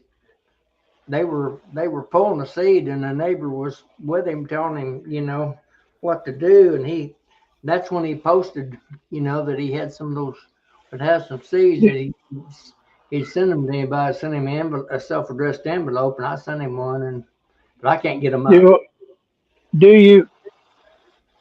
I mean, a lot of seeds like that you have to put in a refrigerator and get them cold for about 45 days before they'll sprout. That shouldn't be the case with that stuff. I don't know. It's I think it's self-pollinating, and it's self, you know, rejuvenating. Yeah, I've heard that too, Philip. I mean, I don't know exactly whether you're mimicking the winter or where it busts the pod open because of the coldness or something. I'm not sure on that. I pulled up picked a bunch of bluebonnet seeds, and they've got a big, real thick husk on those seeds, and I looked up on the internet, and it said on that you have to put those out in the fall, and that seed has to wear down before spring over winter. Because if you try to plant it just straight in the ground in the spring, it won't come up because it's that husk on that seed's too tough. They said you people have had luck taking it and rubbing it on sandpaper and then planting it. It'll pop open. But I don't know. I've still got a few of the seeds left. I may try to throw some of it in the freezer, see if it'll replant it. But I'm over for a dozen. You know, they're a little bitty seed. They're not. He sent a jillion of them. AJW, I looked up what a golden rain tree is, and there are a few of those around here, but mostly in people's front yards or backyards, and they're blooming right now. Yeah, they're in full bloom right now around here, the ones that's around here. But it's. Do the bees hit them? Sir? Do the bees like them? Yeah, they love them. Okay. I don't know what they get off of them, whether they're strictly pollen or strictly nectar. And I don't know. I made a little post on it. I was going through some hives here last week, and I had a bunch of white, basically snow white pollen in my hives. And like I said, in my 80 years, been several years off and on of having bees around, I never seen white pollen in the hive before. And I followed a couple of them little suckers, and where that come from is it's plantain. I don't know if you know what plantain is in it, but it's a little old kind of a weed ground cover, you know, that grows around in places, and they were bringing that pollen in, and lots of it off of that plantain. It's got a little kind of like a spiral seed head that comes up on it, and the pollen on it is white, and that's where that was coming from. And I'd never seen it before. It was a new one on me. I didn't know if anybody else had seen any white pollen or not. Yeah. I got a whole field of that stuff. Yeah. Do you Yeah, notice? Have you seen the white pollen? Yeah, I get white pollen from the same ones. I got a whole field, an acre of it. Yeah, it grows up. It comes up volunteer. It's pretty hardy. It's real hardy. Was it like a flower on it or something? It's just like a The sparrowhead yeah, sticks up puts out of the ground, up, 10 inches. stuff like that, and then the little flowers are down the side of it. Yeah. I'm sure. I never seen too many agriculture areas, Charlie, that didn't have it. You might look it up, see if you got it, but it's not It's the something big the official name of it. low deal, but it was unusual, and I'd never seen it before this year. Yeah, that's snow on the prairie plant that I was talking about earlier. It produces a white pollen, kind of a creamy white. Yeah. I can't keep yawning today. Got up to 91 today. It's hot in the bee yard. That's going to be the low here. Yeah, but you got dry heat. We got 80%, 85% humidity. This year, it's been pretty dang wet and hot, but it is starting to dry up. The ground's cracking open now, finally. We get that southern moisture, and then we get that heat from the Midwest. It was pretty nice here today. It sort of got a wind and it had a nice cool breeze, and one of the better days today. So That was our yesterday. we had let's see, what was it? We had a little bit of a rainstorm a couple of days ago. I mean, it didn't last much, only about 10 or 15 minutes, but we needed rain pretty bad. I got a good thunderstorm from that one, Charlie. Over an inch of rain. It got all the clover blooming again. Hey, Derek, So good to see you. I know I'm going to have some wet rain. Right. Yeah, that plantain is a really good painkiller too. For stings and cuts. Just rub it. That's what somebody posted on there. Yeah. There's various varieties of that. This one, I looked this one up that the bees were bringing the song off of it. It's called black seed plantain. If my research was correct, if I looked in the right situation. Yeah, Jeremy has the same weather I have. In the 90s with 80+% humidity. Yeah, that's what it is here today. But we did have a decent breeze. I worked bees this morning, and it was hot, but it wasn't unbearable hot. Yeah, I did my grafting this morning for that same reason. Yeah. About We 9 went out o'clock in the morning. We pulled supers around 3 o'clock this afternoon, and it was nice. No way I could have. I'm I would have putting lost 5 pounds of together. water. Run out. I'm going to stick some on and try to get some more supers drawed out. I'm putting super boxes together right now. I'm going to grab a drink here, guys. I'll be back. Yeah. I'm unloading the truck while listening to you guys, so I can still hear you. So don't talk about me. Oh, we can see you too, so be careful. Right now. Got a beaver problem. Problem. Yeah, I need JW to come solve my beaver problem for me. Doug's got a bear problem. Those are Man, bears, Philip, or 330s. I can tell you, I used to do a lot of trapping in my younger days. I got the trap. I've got the traps here, but I hadn't put them out because I can't check them. You're supposed to check them every day. If you put them in their underground, if you can find their underground dens, which is it's kind of illegal, but if you can find their underwater dens where they come out, stick them right at the mouth of that dude, and they'll stay under the water and they won't rot on you. They ever run into dog issues. East side of Cincinnati, just outside of Cincinnati, they have bears. Yeah. But it's illegal. Yeah, They've never it's come to illegal the to. west side. I'm sorry. It's Go ahead. illegal to trap. It's illegal to trap a beaver if it's not being a nuisance on your own property. But if Okay. it's been a nuisance on your own property, you can get rid of it. Right. Well, invariably, they're a cute little old creature, and I don't mind having a few of them around, but they're primarily a nuisance. You know, they're going to build dams and your and back up water probably where you don't want it, and they'll obliterate a pond dam. I have for me in the past. That's my problem is if they were building dams to hold water, I'd be happy with that. Yeah. But they're building their dam inside. They're building their house inside my dam, Yep. and it's letting water through the dam. Yep. They'll sure run it. And that's You let them take and that's over. that's thousands of dollars to get somebody back in there with a bulldozer and rebuild it. Oh yeah, very much so. Yeah, but too much of a pond or much of a dam, you're talking about probably 20 to 30 grand. Don't tell me that. Whew.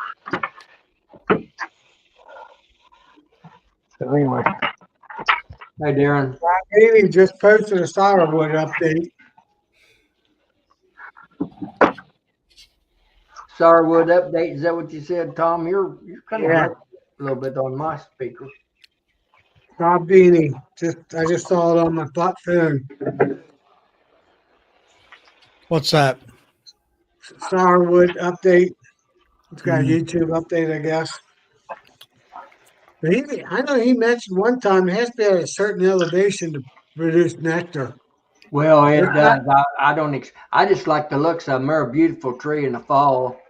You Yeah. know, they're almost blood red. You know, the leaves and stuff. Right. They really stand out on the landscape on those hillsides, mountainsides down there around Bob's. You know, I've been down to this place a few times. So Right. I don't know if there's any sourwoods growing around my neighborhood. No don't the idea. sourwoods have those? Don't those sourwoods have those like tulip-like clusters of blooms that kind of hang down? yeah, they hang down, but I wouldn't call them tulip like. They're more like kind of like the tallow maybe. You know, where they blend. Oh, they're more. Yeah, tallow's like got a tassel. Yeah, it's coming. I'm gonna say it's kind of like a tassel. I'm no expert on it, by no means. I just wanted to see if I could grow some after he said he had the seed. But so far, I've not been very successful.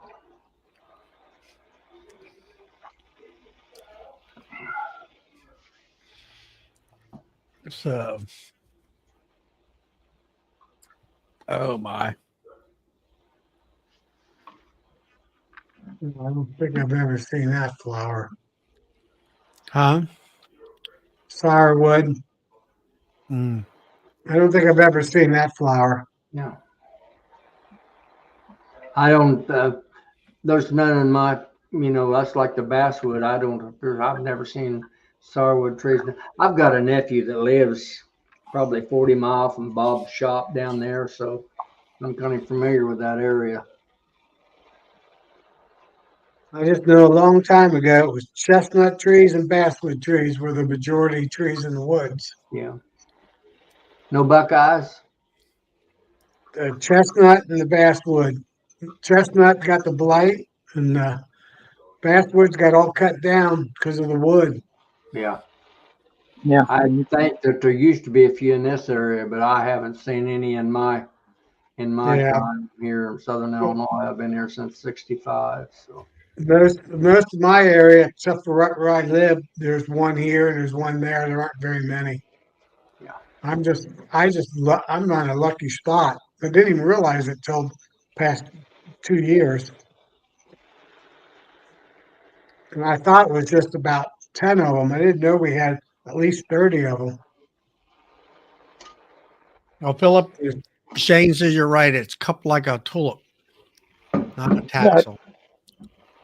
Yeah, they're kind of clustered and they're hanging down like an inverted tulip. The pictures I've seen. well, look like a tassel for me to what I've seen of them, but that's because it's I would hanging say down. more like a tassel. Yeah, Yeah. hanging down.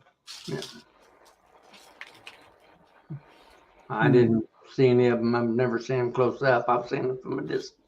I What's just it? looked it up, images of it. Yeah. What's a tulip poplar look like?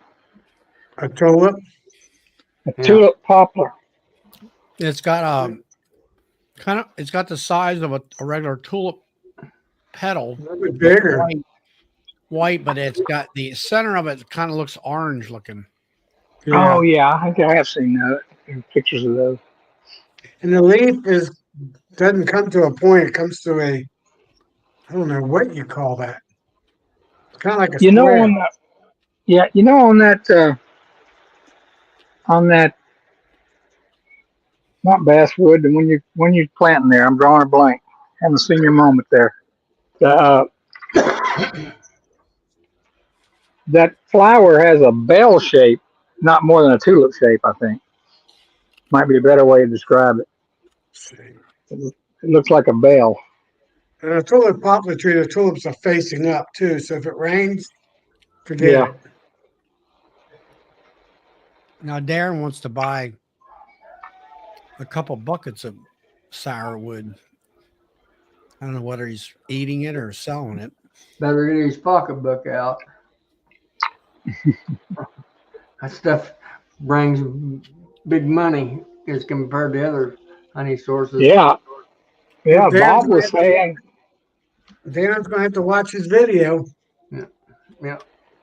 25. Bob was saying they even in a barrel they get between $5 and $6 a pound for it, whereas anything else in the barrel is $2 to $3. Yeah. Yeah.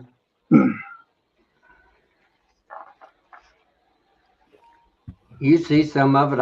I've been in the shop down there, and I may be mistaken. Correct me, you people that's on the chat, if I'm incorrect. But I think $25, $30 a pound. You know, it gets for each bottle there in each store. I wouldn't be surprised with that. For sourwood? Yeah. Yeah. It's about Really? twice as high as anything else, or better. I don't know what I'm gonna go up on my honey. What little I get, I'm gonna go up from. I was doing $12 plus the cost of my jars per pound. I think I'm gonna go up to 14 or more this year, just because I don't have hardly anything.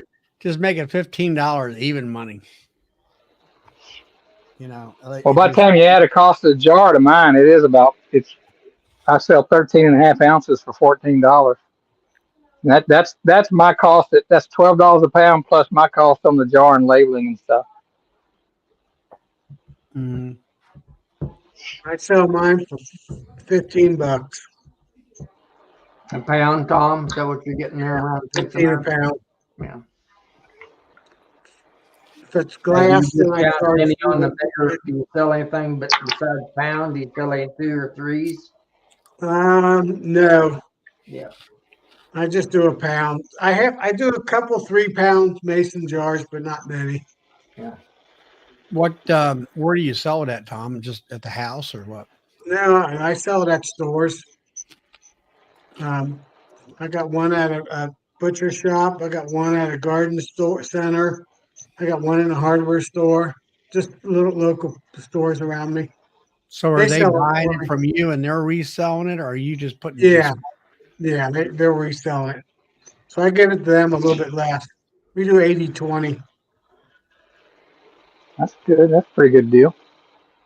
Yeah. Because I do 75-25 on people I do that with. That's pretty good. Now, honey's a premium. We do a lot of work to get that. Well, the bees and we do a lot of work to get that honey.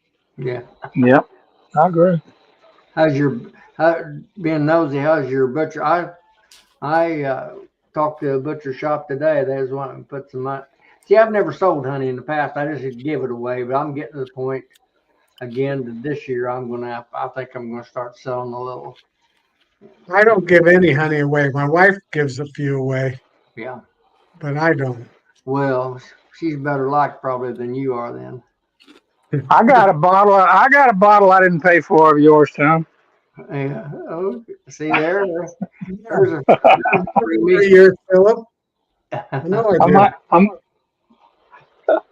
I might have had to give away. I might have had to swap some to get it. I don't know. But I'm not sure. I know I brought like 30 bottles down. I swapped with a bunch of people. yeah, I put yours in my honey warmer. It had crystallized, but it didn't crystallize hard. It was actually still, like a spread, but it's still Yeah. good. Yeah, mine takes about, I don't know, half to 3/4 of the year, 8 months, 9 months, 10 months before it crystallizes. As long as we keep it at room temperature. Of course. Hey, a lot of the honey that I got that I had down there because it was left out in the car. It was pretty cold down there, or at least by my standards when we were there. Uh, Yeah. even my own honey that I took there, the few jars that I brought back crystallized, whereas the ones that stayed in my house didn't. Right. They were I had the just the same, ones that made I that trip. I had the same issue. Next year, I'm bringing a warming table, warming There you pad. go. really for We're at Nobby. Yeah, huh. for the honey show. Oh, Oh, you took some to the show? Yeah. Yeah. And it wanted to crystallize on me when I hit that cold air. Huh. You're probably not going to believe this, but I've never had very little honey, and I've kept some of it up to a year that ever crystallized on me. But I keep it at about 62 to 65 degrees in the honey house. So. I had different. Oh, some of mine's crystallized. It'll get thick. Yeah, mine. I've had the first honey I got didn't crystallize and I've got some in jars that from the first year that never has crystallized. And then I've got some others that crystallize after about 6 or 7 months, and it's not solid; it's just a little at the bottom. Mm-hmm. Mine Mine will get cloudy throughout the whole bottle. It'll be just kind of cloudy looking. Yeah, I think that's just the beginning part, that beginning stage of crystallization. Yeah, if I see that, I throw it in the hot box. Hmm. Once I heat it. I've just never had a crystallization problem with what honey. Do you heat it before you bottle it? Not over. I've got a heated bottling tank, Charlie, but I keep it just less than between 100 and 105, 95 to 105, I'm going to say. Yeah, well, that's where I'm at. I keep mine around 90, 95. Yeah. Yeah, 95. Yeah. My target. Right. And it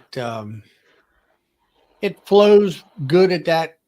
It's not, and you're not damaging the honey as far as the enzymes. Yeah. And then I have had, I put a bucket that didn't go through the warmer first, and that thick honey will settle to the bottom, and I had to tune that bottle and tank up just a little bit for a week or so, closer to the 100 mark, and just to get all those. It was pretty darn good, but when I pulled it out in the bottle, you could still see sort of cloudiness in there. So I put those in the hot box in a couple of days, and they were done. They were nice and looked nice. And then I tuned it up here a little bit, like you say, on the bottling tank, and now everything's back to where it should be. Yeah. And all. Yeah, I just got a Hilco. It's a water jacketed, that I use for bottling. And I turn it up a little higher when I first put the honey in there to get it, is the reason. And when I see it starting to warm up pretty good or warm the honey up, then I turn it down to around about what you're saying, 95-ish. Yeah. So it'll run around, it'll fluctuate from 90 to 95 back and forth, somewhere in that neighborhood. Hey, Charlie, where's your popcorn tonight? No, I didn't feel like it tonight. You know, kind of a winter thing, I guess. I guess I just noticed that. Yeah, I got some potato chips and I had a piece of some cheesecake that I got at the store. Oh, that's illegal. That kind of stuff.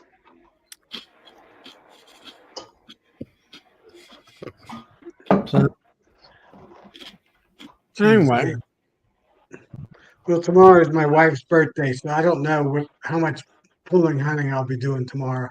Maybe a little bit in the morning. it looks like we lost Phil. Yeah. Yeah, tomorrow I don't know. I like I say I pulled 11 supers off, checked a few of them with the fractometer. Everything looks good. I definitely want to start spending honey tomorrow afternoon once we close, but business is super slow right now, and I'm gonna try to get it start early tomorrow morning and at least get things pretty much set up. Yeah.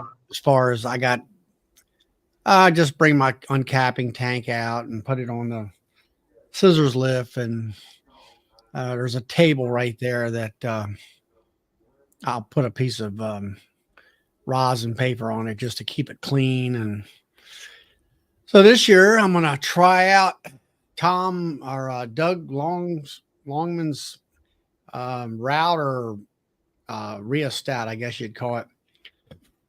Hook up my honey plane and see if I can dial in the heat. And see if that doesn't, so I don't, overheat the knife, where I'm constantly turning it on and turning it off and all that stuff. So hopefully that'll work out well. So that's my game plan for tomorrow. I'm going to try to get most of all them supers done tomorrow.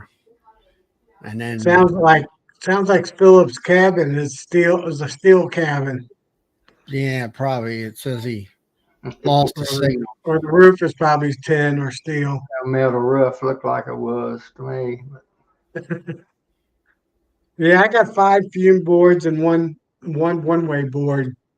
So I usually just do the 5 fume boards, pull that honey, and probably call it a day for the next day. I bought some fume boards at Hive Life. I think the last either was first time I was there or whenever. I think some guy borrowed them. One of these young guys. And they were black metal sheeting, and I have my original one and that one black. I don't know whether he had borrowed 2 of them or what. And they seem, that's the problem. You somebody borrow something, and then if you don't write it down, then you forgot where it went to. I use towels. I've got a couple of those, like you're talking about, those black top fume boards, but a dark colored towel and just spray. I just use that Bee Quick on mine. That's what I use, the Fisher's Bee Quick. Is that the stinky stuff? No, it's sweet, nice smelling stuff. I wouldn't use that. Fisher's. Yeah. I use that too. Yeah. And I have just as good luck with the towels as I do the fume boards, Really? The bees don't stick to it? No, I don't have that much trouble. If they do, I just pop it a little bit, and it's shake it a little bit. So you just spray it on a towel and lay it over the top? Yep, dark color. You prefer a dark color one, draw a little more heat quickly. Yeah. Well, I got 2 of them. What do you call it, leapfrog them. It does pretty darn good. Yeah. I had one year, a couple years ago, I had them, and I think I had a total of 4 of them, and that way I could, there was enough time on every one of them after you finally got them all set that the bees were pretty much them on, taking them down. Yeah. But I use that one thing. I mean, there's still a certain amount of bees in there. I don't care what you use. I got that little Milwaukee leaf blower, battery operated, and that works great. Yeah, That's what I do, Charlie. I fume them, and then when I pull them, I put them on the wall. I got a little retaining wall, and I hit them with the blower. Yeah, me too. You know, I've had some people have these great big, you know, gas packs and all that. And I got this little, like you say, this little Milwaukee, you know, and it's super light and small, and you can just sit there and blow low, and it works just fine. I got the one that goes on the back of your back, the gas Oh, powered really? one. Oh, they're big, yeah. And if you put the frames the wrong way, it'll blow the frames right out of the box. But I use that little one, works good. And then I got a neighbor over here that he's a good guy. He's been helping me 2 years in a row now, and I've been helping him, you know, to learn beekeeping. Yeah. And he comes over and helps lift the, you know, puts the boxes on the truck for me and stuff like that. And then he's got about 6 or 7 highs, something like that. And I go over there and help him with them. And then when it comes to extraction, now I said, just bring everything in. He's only a quarter of a mile away, if that. And just bring everything over here to the house and spin it out here. That's what we did last year. And I still never have any help much. Well, I don't normally either, but I'll tell you, like today, you know, he flipped them up and he was scraping all the extra bird comb off while I'm blowing at the same time. And we pulled 11 boxes of honey, I think, in 20 minutes, you know, and put them on the back of the truck and was taking them around to the house. And then what's nice about it, I got a back porch with a hand railing, back the truck right up to the porch like a loading dock. And then he just brings the box over on top of the handrail, and then I take it and put it inside the house. And I don't have to walk up and down staircases and get tripped up or anything. And then if there's any bees, I have the blower right there too, where there might be 4 or 5 bees in there where I'll blow them out of the box. Try to keep all them bees out of the back porch and all that. Is most of your stuff pretty well capped, 100%, Charlie? Or no, I'll tell you, it has not this year. I got the same problem. I got about 50, maybe 40, 50% of it might be capped. Yeah, I might be 60, but mine's not. I've got a few full frames, but majority of them aren't totally capped. Right.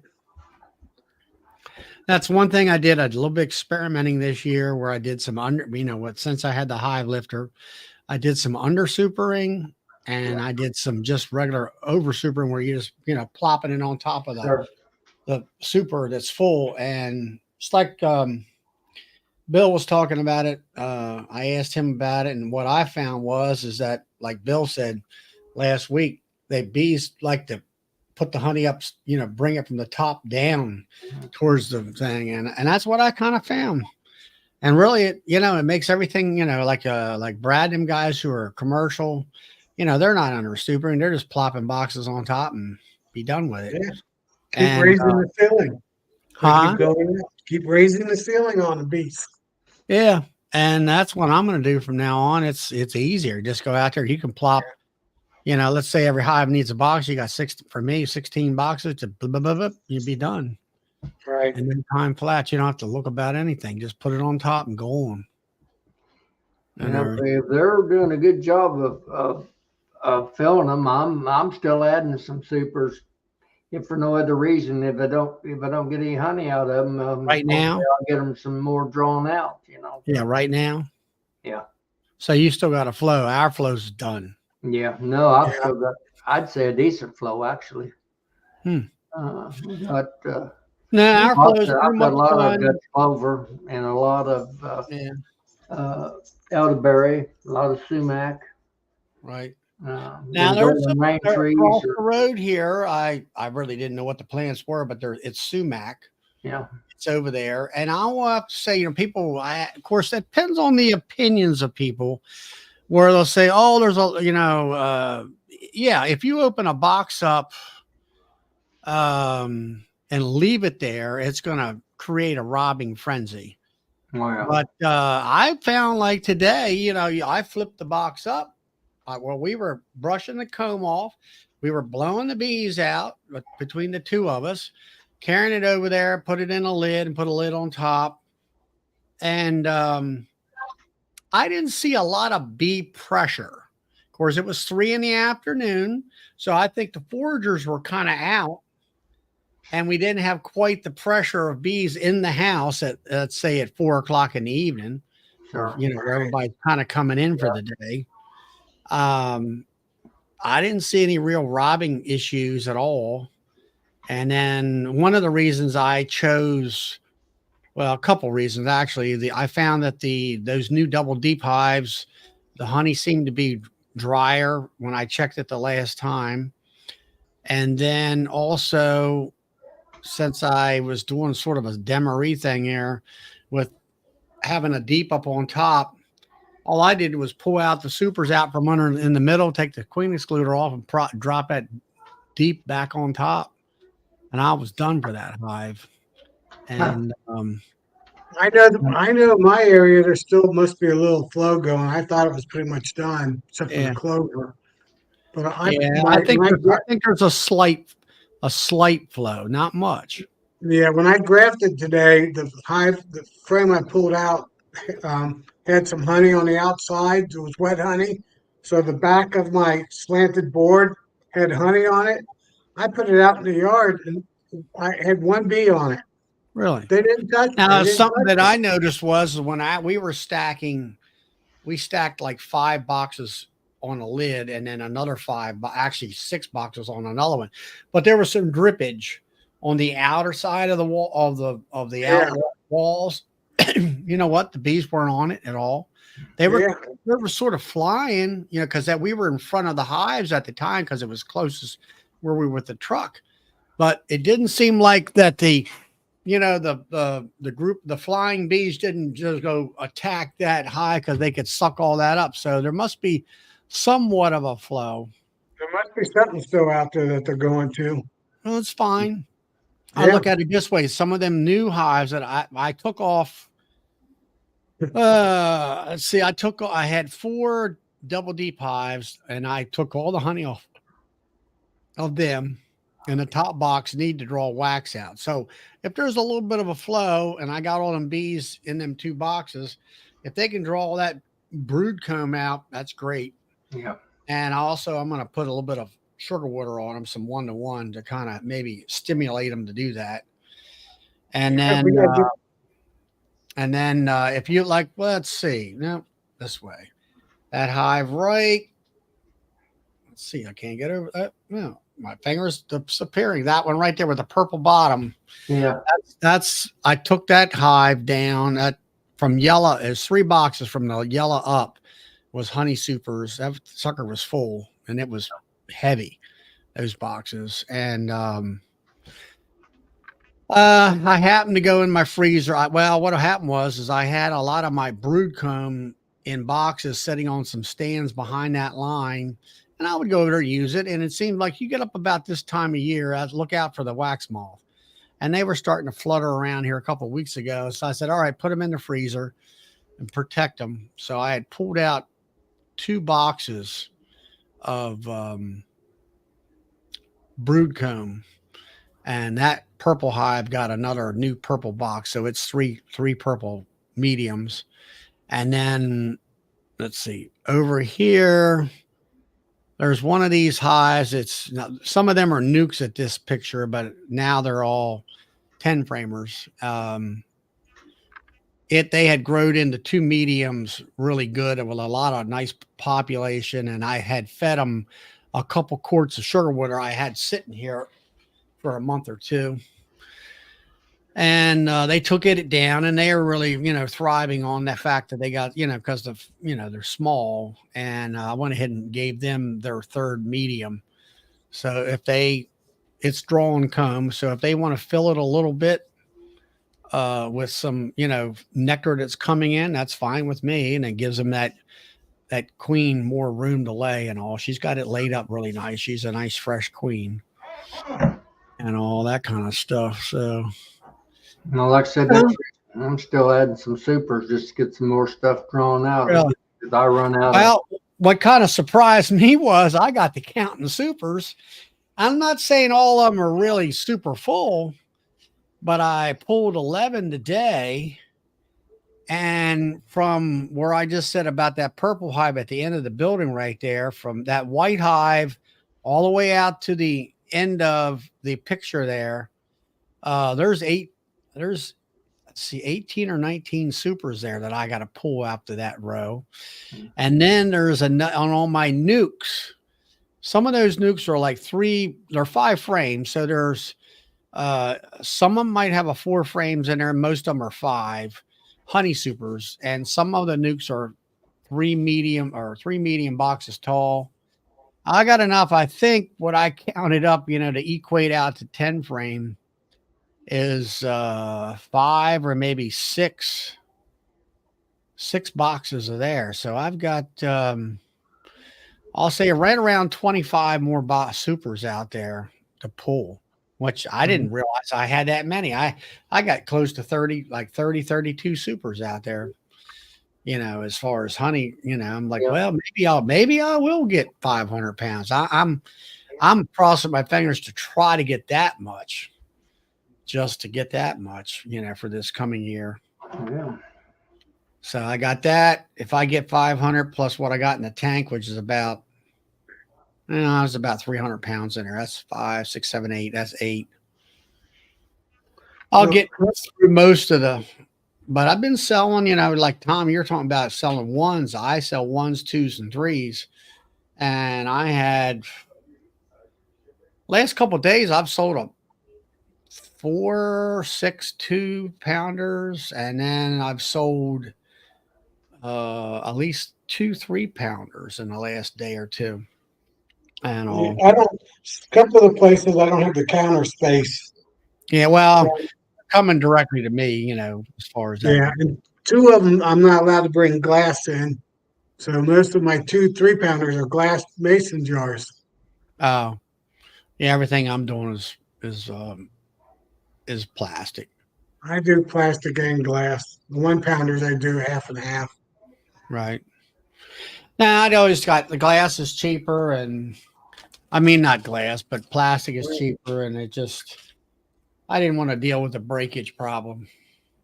Right. I bought what did I buy? I bought 6 dozen quart ball mason jars today at my local. Actually, it's a so-called farm store. I call it the junk store anymore. It used to be a good farm store, but anyway, $14 a dozen. I bought 5 dozen quart jars. Yeah. Hey guys, I'm gonna hop off. I gotta take care of it. Just about. It's getting close to 10:30 here. Yeah. Getting ready to shut things down. I'll go to 10:30. Huh? I said I'll go to 10:30. You got about 5 or 6 minutes to go. I gotta get a little drink or something soon. Shut it down. People are starting to. It's getting low. I mean, I'll tell you what we'll do. We'll just go ahead and shut it down now. It's we're down to like 49 people. So I mean, it's not as many comments either. Probably getting ready to go out, and now we got 51. Everybody's, like you say, probably getting ready to harvest honey tomorrow or something like that. So everybody, well, we'll see y'all next Friday at 8:00, same time, same place. Hopefully, good night, everyone. Hopefully, I'll have a better idea of how much honey I have brought in over the last week. And everybody else can kind of report back on what they're doing at the time. So we'll see you tomorrow. Goodbye. Or not tomorrow, but next Friday. Friday tomorrow. Yeah, that's right.